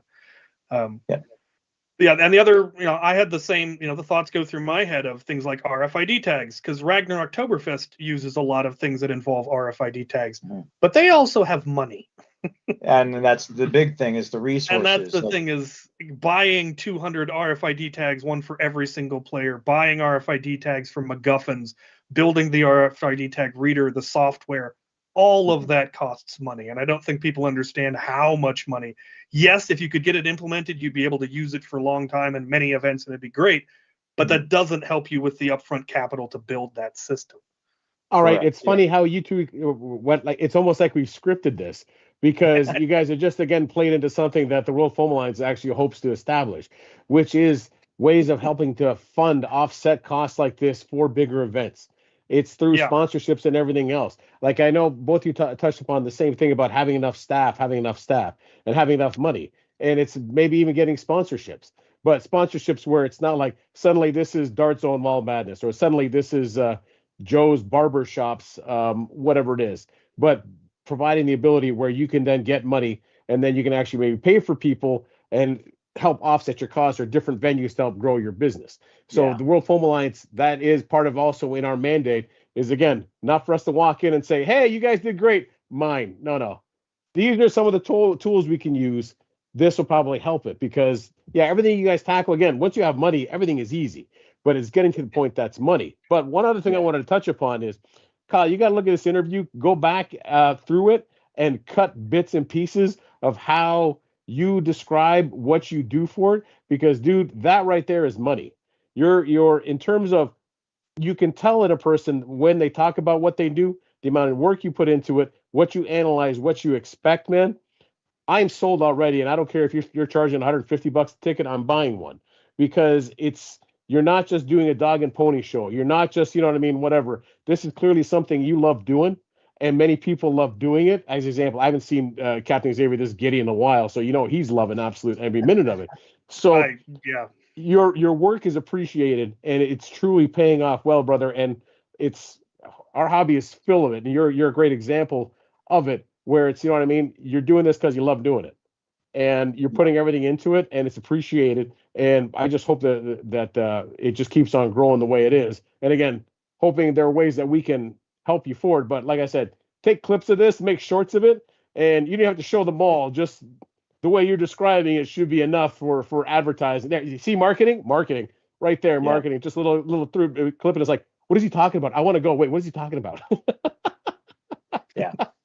Well. And again, talking about the sponsorship thing, like there's so many times when players will come up and they'll be like, hey, we might be able to help with some kind of sponsorship stuff, and that's always one of those things where it's like, there's certain kinds of sponsorships that I would be open to, like being a part of an organization like the World Foam Alliance would be steps in the right direction. I could see doing something like that because that is awareness, that's manpower, that's shared resources. I absolutely always tell everybody I will never, ever, ever side with a manufacturer. If you're trying to sell things, I will not do any business with you because I'm not going to kowtow to any kind of we'll use these products or make sure everybody's saying these things. And that's one of the reasons, like, again, when I was looking at the idea of hosting a big open 5v5 tournament in the Midwest, I was like, it's not going to be a Dart Zone Pro Foam Tour. It's not going to be a Nerf tag, Nerf ball. Like it's going to be the Midwest Open, and people are going to know its name because they expect the certain kind of professionalism and unbiased nature that we can provide. Exactly. And being a part of an organization that supports that is like, yeah, I could absolutely see partnering with the World Foam Alliance and sharing those resources and getting that kind of real big push for it. So if you haven't already, and I assume you have, you really, I mean, have you spoken to the people who run Ragnar Oktoberfest? I have not, but see, their tournament, they had outside referees. They had paintball referees that came and ran it. So it was completely unbiased, and these guys let nothing slip. The first couple of rounds, people were constantly getting called. That was a line fault. You've already been hit. You tagged it after you got hit. Nobody got away with anything. And by the end of the game, they weren't having to call people because people had gotten better at not getting called. And it resulted in a very, very clean tournament. There was no claims that, well, they only won because they cheated or the refs were on their side. They weren't taking their hits or whatever. And that was beautiful. But they also do a lot of tracking, but they're the ones that have the technology. They do RFID cards, and that's how they do their zombies, which makes the zombie check-in simple. The zombie that tagged you flashes their RFID, the person who got tagged flashes theirs, and then they have it all computerized that tracks the actual chart of who tagged who did that person tag, who did that person tag. Yep. But again, money. It's things to work towards. If we could get them to help figure out, okay, where did they get it? They already have the code for it. How much time and energy and resources can be saved? Networking. It's almost like that's what we're trying to do here. It is. Oh, because just to touch back upon the sponsorship. HVZ. Yeah, the second best HVZ I've been to has been Ragnar Oktoberfest. It's the only one that compares to your event.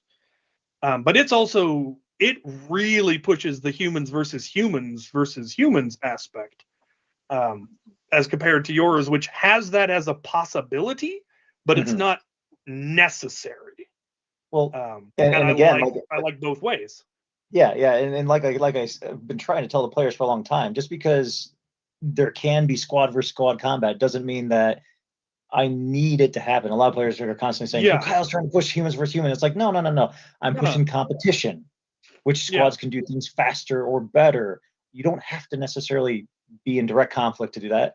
Yeah, so I mean, we saw huge amounts of human cooperation in this game. It's the only reason my squad managed to complete all the missions, is we had a lot of help from other squads. But last year, we gave a lot of help to other squads, and so we had goodwill built up. But I mean, if somebody just decided, we're just going to start hunting other humans and just start murking everybody, they absolutely could. Everyone would be dead by midnight and you'd have to reset the game, but they absolutely could. And that's kind of what we pointed out, is like, if we start fighting each other over resources, we'll all be dead by midnight. Like, but there aren't enough resources for everyone. That's not going to be a problem. By about midnight, half of you are going to be dead by natural causes, and there'll be plenty of resources lying around for the rest of us. Oh, yeah. I love this. Just to touch back about sponsorship.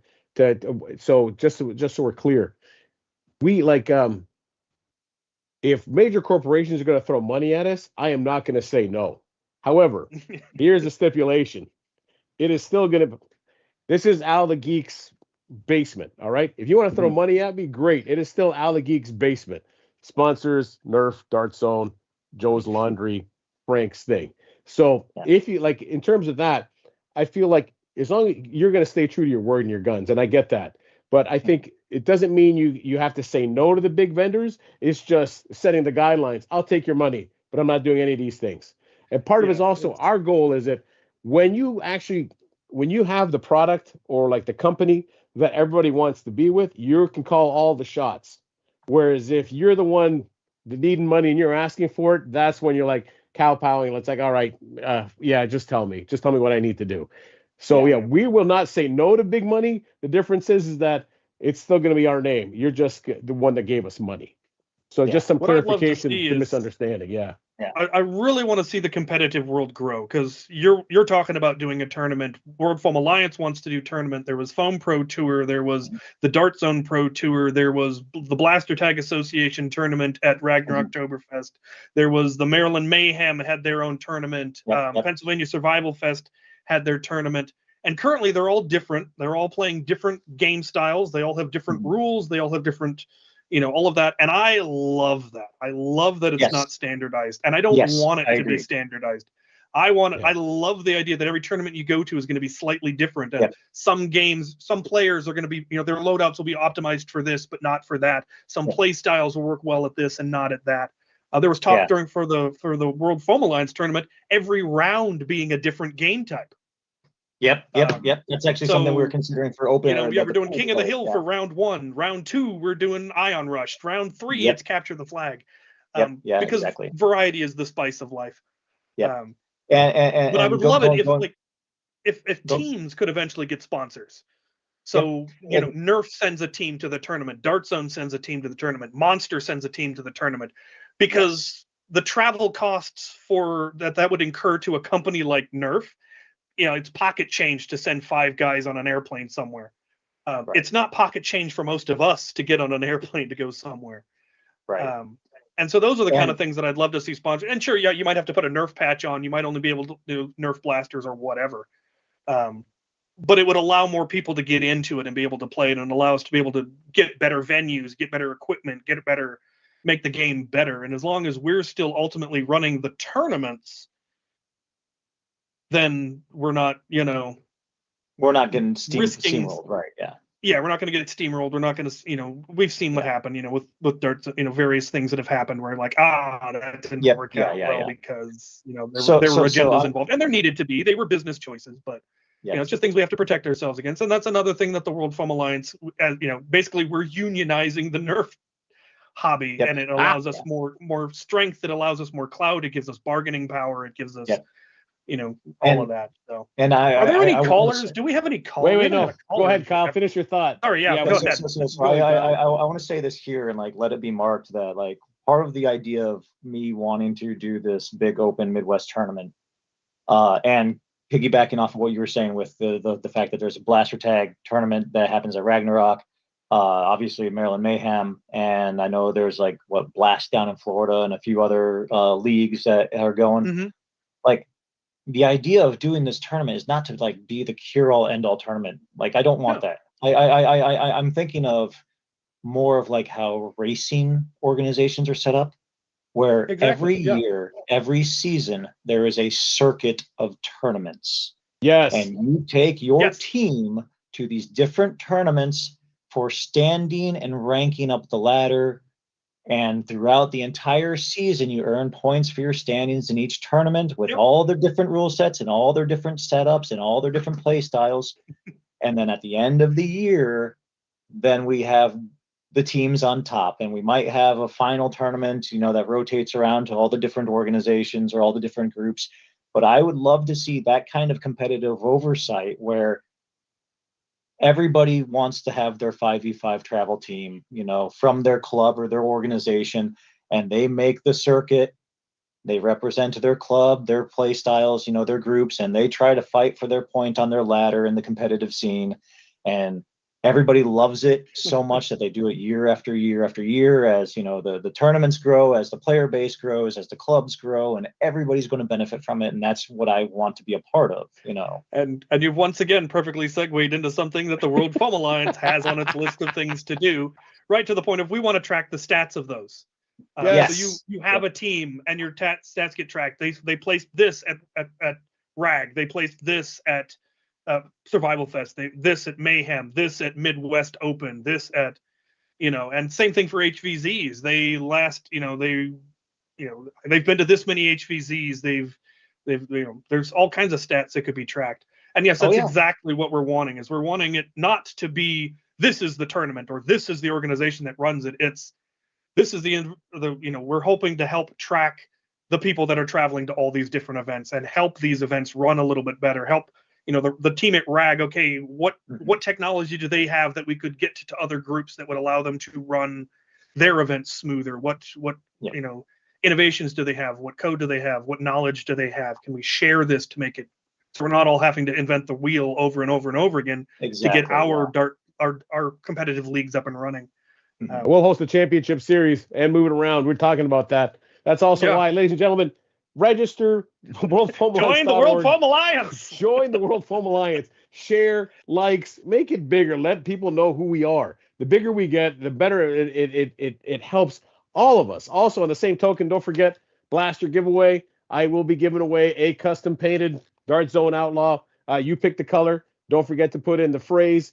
Also, I'll be painting and giving it away. WorldFoamAlliance.org. Go register, share, like, and you know what? Also, this is a call-in show. Feel free to call in and ask us questions. Feel free to call But if you want to just listen to us ramble, we will happily do that. If you don't want to call us, fine. We'll just talk to each other. But you're allowed to call in. Keep talking to Kyle. He's more interesting anyway. Mall Rats for life. Mall Rats for life is. We'll have Kyle call in. That way, Kyle can talk to himself on the phone. Have one of those mooks in the background call in. Yeah, I'll get up.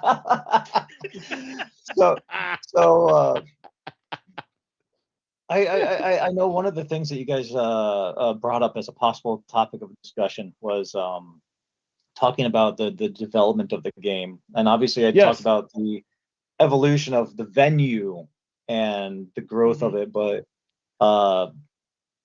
one of the things that I find so fascinating that I kind of want to segue to this discussion is the talk about mutations and game mechanics. Yes, tell us. Game theory is awesome stuff. Oh yeah, absolutely. And I know that from some of our discussions and our back and forth with talking about last year's game, I can tell that you guys are absolutely just huge into this. You understand the workings of a game and how things interact with each other. Probably from a lot of video games, a lot of RPGs, a lot of LARPing, a lot of different kinds of experiences. So the mechanics of interaction are very important. Yes. And it's again going back to where my game came from. It all started with obviously a college campus HVZ. I was running games for 5 or 6 games, and then I started back playing. And there's some things where I see they're working, they're not working. And then I start dreaming this idea of, okay, what's a hardcore? And one of the things that I do differently than other games is the wound mechanic. Yes, I love that mechanic. Tell us what that is for those that don't know. So the wound mechanic is the idea that when a zombie tags you, it's not an instant tag or an instant turn. You're not just a zombie. You take a knee and you're immobilized. You can't defend yourself. And you have to rely on a teammate who's a medic or some other who might have a med kit to get you back up into play. And it's essentially every player has a hit point that the zombie has to get through. And any zombie that tags you cannot tag you again while you're wounded, so it takes another zombie. So it's every turn requires 2 zombies to do so. So it's already more teamwork intensive. But it has a lot of effects on how to player mentality in the game. Players don't react as violently or as standoffishly when they're tagged, because they're I'm just wounded. I'm gonna take my knee, I'm gonna take my breather, and help comes. Yeah. It's in a lot of games it's referred to as kill confirm. Yeah. So one person hits you, a second person has to then hit you for you to actually be out. And I love it as a mechanic. It forces the humans to be a little bit more on the ball with their squad cohesion, and it forces zombies to work in groups. On top of that, you can't be a lone zombie hunter. You just can't. I mean, you can, but you got to go find people that someone else has wounded. There you go. Yeah. I was gonna say you're going to be a scavenger at that point. And I've seen lone zombies wipe out entire squads, where they come through and they just wound everybody on the back and the whole squad drops. And it's okay, now I have to go find zombies to come confirm these tags for me. Yeah. We had one last year. Somebody, the 4 of the members in their squad got taken out by a single zombie, so they were all wounded, and they came to us looking for a medic, and by the time we got there, they were all dead. But Matt actually brought up a point that our top zombie player this year did so entirely just based on assists. Like, he just went through and was wounding everybody left and right. So, but because they both get credit. That's the other thing is one of them that gets the wound and one of them gets the kill and one gets the assist. They both go back to admin and check in, so they both get credit for it, which is cool. So every human that you lose takes 2 zombies out of play for a little while. Which is very handy for the humans. Like, we lost a bunch of humans, but there's a lot few zombies all of a sudden. Quick, complete the objectives. Yeah, exactly. Yeah, we broke through. We lost some people, but we broke through. And I mean, Sorry, we sidetracked. Back to gameplay and mechanics. All this is part of it. So then on top of that, like, the whole idea behind hardcore came from the idea, like, there were a lot of players who were touting and bragging about their prowess on the field that really got under my skin for a certain time period. And I was like, you guys are just bringing the biggest blasters. The blasters are doing the work. You're actually a terrible player. You don't watch your 6. You got terrible, situational awareness. Your positioning is always bad on the field, and you run away. And then I was like, wait a minute. There's got to be a system that I can create that shows, like, the more hardcore players, like, can be rewarded for their actions. And that's when the idea of, like, zombies dropping XP tokens to reward players who are actually skirmishing with them instead of trying to avoid combat. Then the whole idea of raiding and weighting blasters and ammo and buffers, and everything in the game is weighted based on, like, what it actually does with regards to tag. So, and it's funny that I actually went back to limiting, loaded rounds in magazines this year, because I think back to the very first hardcore we had in the park, and each mission players were allowed to take 1 more magazine onto the field. So we actually had magazine limitations for the very first game back in 2015. And it's just something we came back to now. I definitely preferred that system to the way it was last year.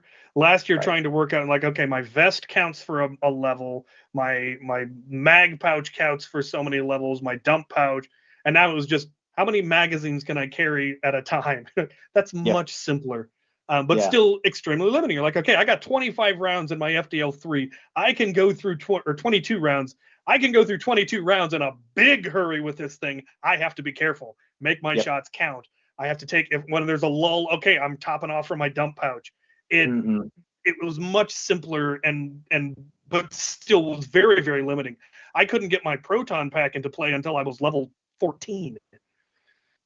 And then I finally had, or 12, I guess I was level 12 when I could finally get my proton pack into play. And I ran out of ammo with it in 1 engagement. We had one really big push where we went out, and it was all the horde was against us, and we made it. We didn't lose my squad didn't lose anybody, but I went through an entire proton pack, and that was just so very rewarding to have. I mean, it took me, I was like 2 a.m. when I finally got it in play. I was like, yes, let's go kill some Zeds. And I did. And then we'd finished our last level. We finished all of the objectives. Like, okay, I've drained my proton pack. I killed zombies with a sword. I'm good. Let's escape. Let's flee. And we left. And having that mechanic, I've never seen that in an HVZ. You're like, no, you've completed enough missions. You can just go. I don't have to stay and die valiantly. You don't have to. Well, I was going to say, you took the mercenary option. Yeah, exactly. I mean... Yeah. Usually I'm all about a glorious last stand. And last year's Mall Madness's last stand was my second favorite last stand I've ever been at. Second only to Ragnar Oktoberfest 2018. And that's just an unfair challenge. Yeah, that's one you told us about. Yeah, where you broke the game by surviving. We ran the clock, and so we won when we weren't supposed to. But the last stand last year of just slowly getting pushed down the hall by the endless line of rooters was just like, everyone else was complaining, like, no, this is awesome. We know we're going to die. We don't have to worry anymore. Now it's just, am I going to run out of ammo before I run out of time? Yep. I loved it. And this year it's like, okay, I don't want to go for the glorious last stand. I want best human squad. And we did it. So I guess back on the gameplay, Kyle, I guess, So you're obviously, depending on what your survey comes back, and obviously there's some thinking to do. But can we actually pick your brain a little bit in terms of, is there a specific mechanic you are now already thinking about introducing or changing that is top of mind? Obviously, this doesn't mean you're committing to it, but I know obviously there's probably things that happen during the event where you're like, yeah, I'm definitely changing this next year for this. So can you give us an example of one that you're noodling? Well. As far as the zombie mechanics go, a lot of the mutations and the upgrades and the rankings they're kind of set. Like they've been through different iterations, and like they're balanced appropriately. Like I'm seeing them work in the game as they should. There's some players who are always like, oh, it's too difficult to work against it. It's like, well, if you're just trying to shoot something that can't be shot with a blaster, then you're not using the proper option.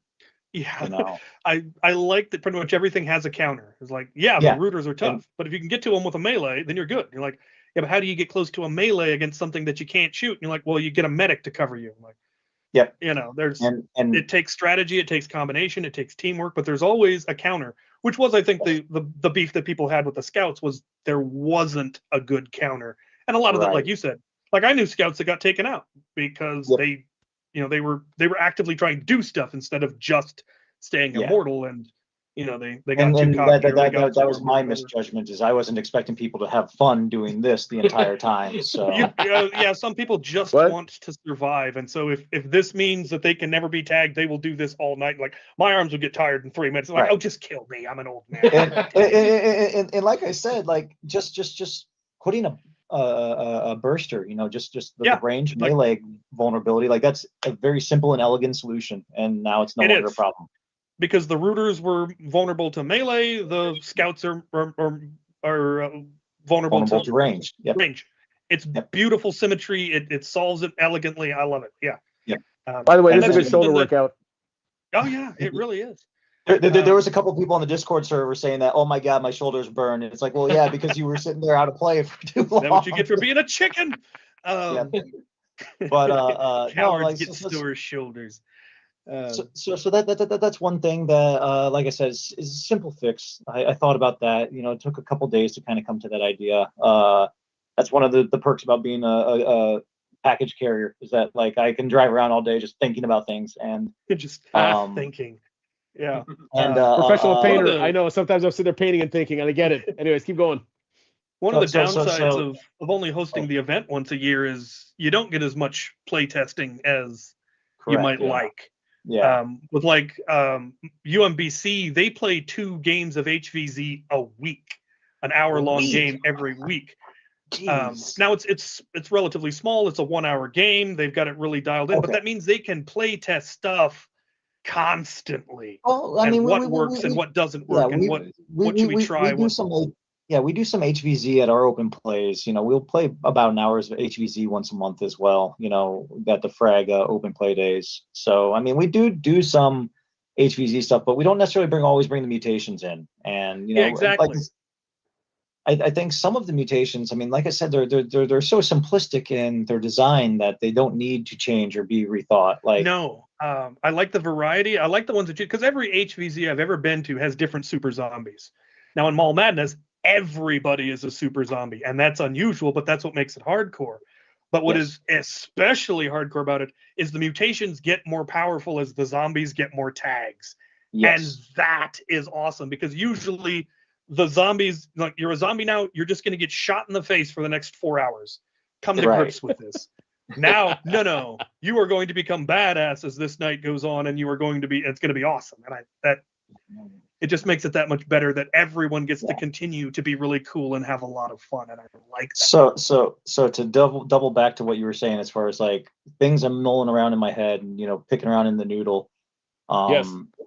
We are looking at implementing higher level zombie mutations.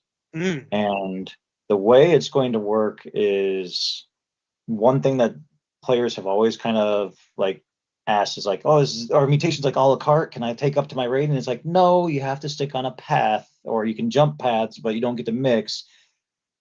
And I think now it's time to let like zombie levels like 7, 8, 9 start to hybridize. That way they can start to min-max the mutations a little bit. And the reason why I like a noodle with a shield or a rooter with a whip. And the reason why I think it's higher level stuff is because we can't have too much of that on the field, because obviously things have counters and balances. Yeah. But I think like having zombies that have made 4 or 5 tags, you know, and they're going to be up at those ranges, you know, pick a base shield and then start working on some kind of, you know, melee addition or like a burster. Like everybody's like, oh my God, the rooter with the burster would be so broken. It's like, well, no and yes. I mean, obviously there's counters to it. Like, yeah, you're going to get showered with range tags, like if you go to try to tap them. But also scouts get to take 6 steps back when they're a level 6 scout, you know, so like you could also have a bunch of scouts work up that have arm sheaths and surround him, and one of them gets the tag in. There's counters. There are ways to do it. You just have to think about it. Right. I like that. I like the idea of super duper zombies, because it's the counter to like once you got to level 10 and you had no ammo restriction, and I'm walking around with a proton pack. There was no zombie equivalent of a proton pack. Right. But a rooter with a whip would be the equivalent of a proton pack. Oh yeah. And that's just it. Like so hybrid classes at top levels would be, you know, the big thing that we're looking at for next year. Obviously taking a look at the number of them on the field, and on top of that, there's a little bit of alteration we got to do to some of the true scaling for the zombie mutations, because for the last 8 years, well, I mean, from the beginning of the inception, like zombie level 5 has always been a true zombie level 6. It's been gifted extra length, or it's been gifted extra square footage on shields or extra claws, and it's just been as a matter of symmetry and kind of giving a little boost for getting that far. But now I actually have to go back and true scale like a zombie level 5 that has been skipped over, and, you know, work that in for the balance. And like I said, then figure out how many hybrids we want to allow on the field, and how much of the hybrid equipment, and what does it take? Obviously, like, is it level 7, or do you have to get to level 10 before you can hybridize? Similar to how I can't get a proton pack until I'm at least level 10, but I'm getting stuff at every level up to that. Yeah, balance. Yeah. Well, and then the balance will also be that I'm not going to allow the hybrids to take the top end gear out on either. You know, like say at level 7, my thought process is it's going to eat up 3 levels of your rank to be a hybrid. The next 3 are going to be devoted to your base skill, and then you get to take a rating 1 of something, and that's the 3 plus 3 plus 1. Yeah, that ends up. That's the exact math that I just did. Basically at level 10, you could be a max level swords person, but then you become a level 1 shield, but getting the 1 level of shield costs you 3 levels, or again, working out the balance of how you do that. I mean, it should be tough, but it should be doable, because I had the guy who had like 23 kills, and you're like, surely this guy should have something ridiculously cool at this point. Not that he needs it. I mean, we'd all have been dead if that man had even better stuff. And then also obviously some other things are going to be workshopped. The flesh beast still always needs constant and tuning and reworking. It was better this year than last year, but it still needs to be better. Reach out to the guys at Ragnar Oktoberfest, because their squid had like touch sensors with like hit point counters that count down as you shot it. Something like that on the flesh beast would be awesome. But again, you know, that's technology, the development of that. But since they already have it, they might be able to help you build it a lot quicker, a lot cheaper, a lot less trouble. And then you just have a target that every time you hit it, it ticks down a hit point. And once it gets hit 50 times, all right, now the flesh beast is down. All right, gentlemen, if I may intercept here for a second, because we've had 2 attempts at winners. Here's the trick, ladies and gentlemen. Just because you said the phrase, you guys stick around and be here when we win.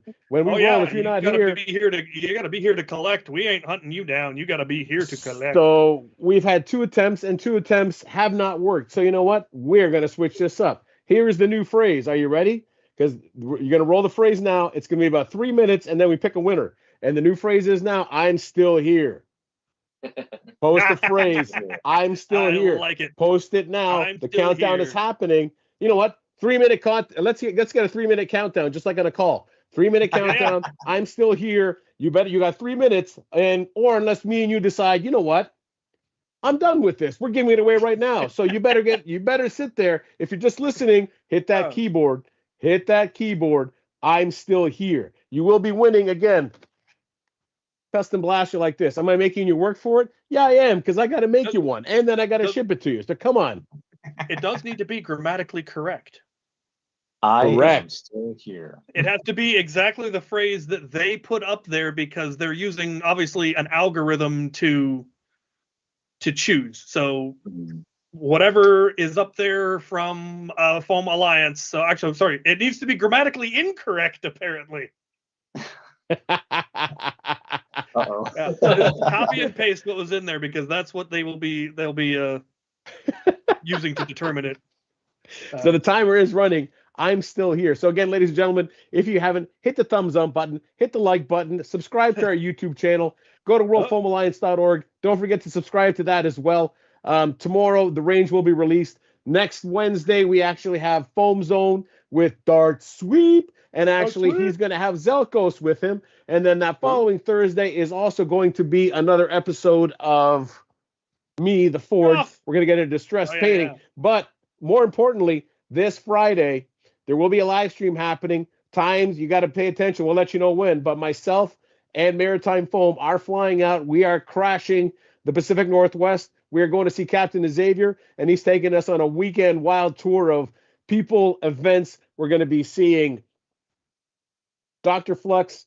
We're going to see Walcom. We're going to events. It's going to be a lot of fun. We may live stream from the car. It may be us just eating donuts. Either way, pay attention, and you will find us. Now, what's our timer at? Are we almost done? Has anyone put it? Remember, we got if you're 1 still here, minute. But just to make it more complicated, they changed the spelling.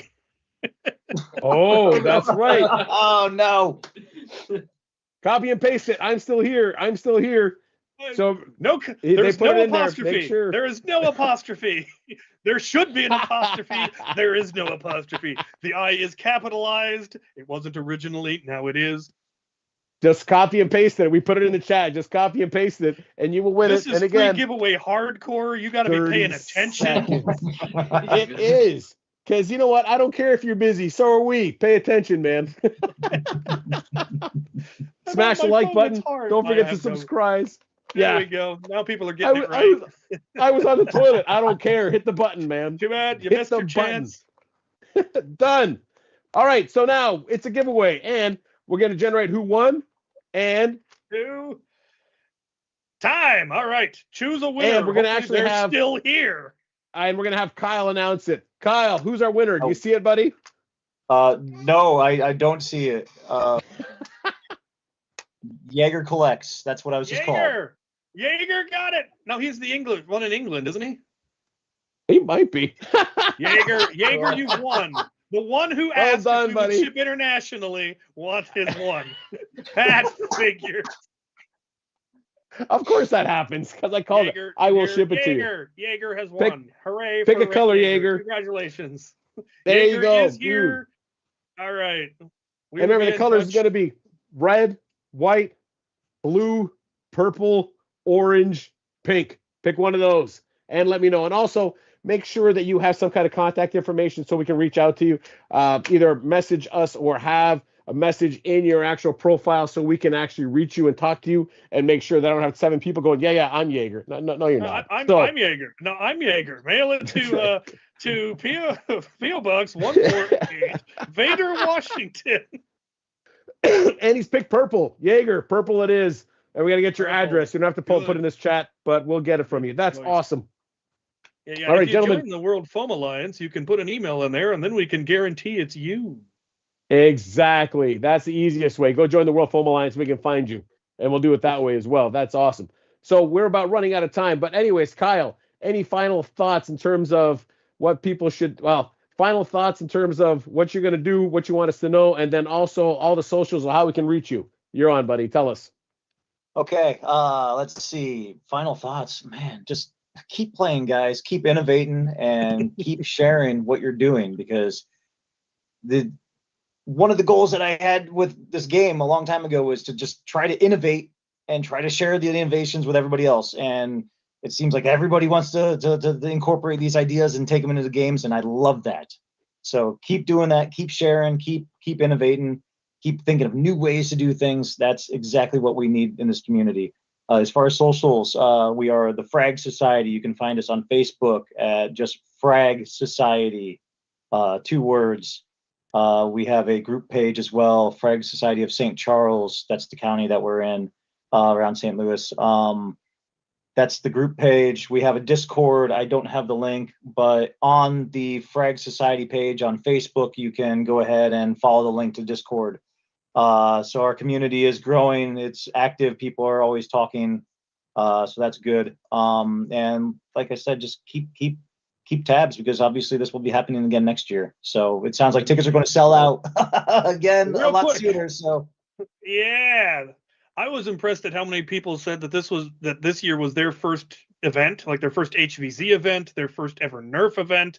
I had so many people coming like, I saw your video about it last year and I decided I was going to go as my first event. And you're like, you can't hold me responsible for that. I refuse to accept this responsibility. And not only that, but like the Vice News video as well. Like, yeah, I had a couple people come up to me and say, hey, I didn't know this existed. I saw the Vice News stuff. And I was like, oh, cool. That interview was, we were very nervous that it might turn into a hit piece, and then it just absolutely wasn't, and we were all surprised. Yeah. I was very cautious about how I answered every single answer, specifically with that in mind, because I was like, yeah. There was a couple times when they started. Was it what was there was a news or a magazine that did a piece, like New York Magazine did a piece on Nerf like 2 years ago, and it was just a hit piece on our entire hobby. And yeah. And but every time he mentioned something like, is it a bunch of adults trying to recapture their childhood? And I was like, no. I was like, it's not about recapturing childhood. It's about having fun. It's about being energetic. It's about. I definitely never did anything like this in the 80s. Are you nuts? Wait a minute. Who said my childhood ended? What, like, seriously? Like assumptions. And then that was one of the things I kept talking about. It's like, these are people trying to have fun. We're just doing it in non-traditional ways. Nobody's here hurting themselves, and nobody's emotionally stunted, or it's like stop trying to put those words in our mouths. And kids can organize an over event at a mall where no one gets hurt. Like, come on, man. Enough of that. Anyways, I was gonna say, go ahead, Chalo. Say last statement. Go ahead. I got nothing. Oh. All right. So just a reminder, everyone. It is. But hold on. Just a reminder, everyone. Tomorrow, new episode of The Range is being released. Be sure to check that out on the World Foam Alliance YouTube channel. Don't forget to subscribe. Don't forget to hit the thumbs up button. WorldFoamAlliance.org. Don't forget to register. Next Wednesday, again, we're going to have Foam Zone with Dart Sweep, and his guest is going to be Zelkos. They're going to talk about cool things like they always do. Following Thursday, we're having another episode of The Forge being released. We're going to teach you how to weather some stuff.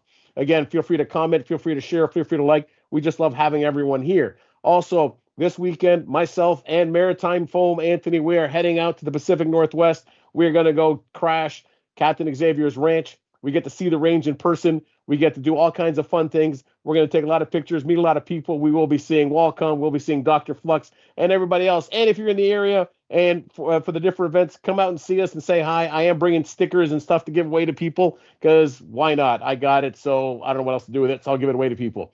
But what else do I got? I don't know. Anyways, you know where to find us. Yeah, Sunday the 29th will be the war at Fort Borst in Centralia. So if you're anywhere in the Northwest and you can get to Fort Borst on Sunday, you'll get to meet Al the Geek and Maritime Foam. And Captain Xavier too, if you haven't already. You'll meet us all. You get group pictures. There it is. Well, if they want group pictures, we'll charge money. No, I'm kidding. We won't. But anyway, this isn't Times Square. Yeah, that's right. Tree Fitty. But Kyle, Kaos, man, dude, this was a pleasure. We had so much fun. Thank you all for being on, for the whole crew and everything. The fact, everything you guys talked about, everything, loved having you here. If anything, we're probably going to be hitting you up for other events soon. But anyways, Mall Madness happening next year. Make sure you want to go. Tickets are going to sell out fast. Don't complain about the price. Just be happy you got it. I'm convinced. I'm going now. And I'll probably die quick, but I don't care. I'll have fun. Anyways, Dead Kyle, by midnight. Dead by Midnight. Thank you. Good fun. Thank you, everyone. Much love as always. We'll see you all soon this Friday live stream. Kyle, thank you very much. Captain, I will see you soon. Night, everybody. Get off. I will be able to genuinely tell you to get off my lawn, and I'm looking forward to it.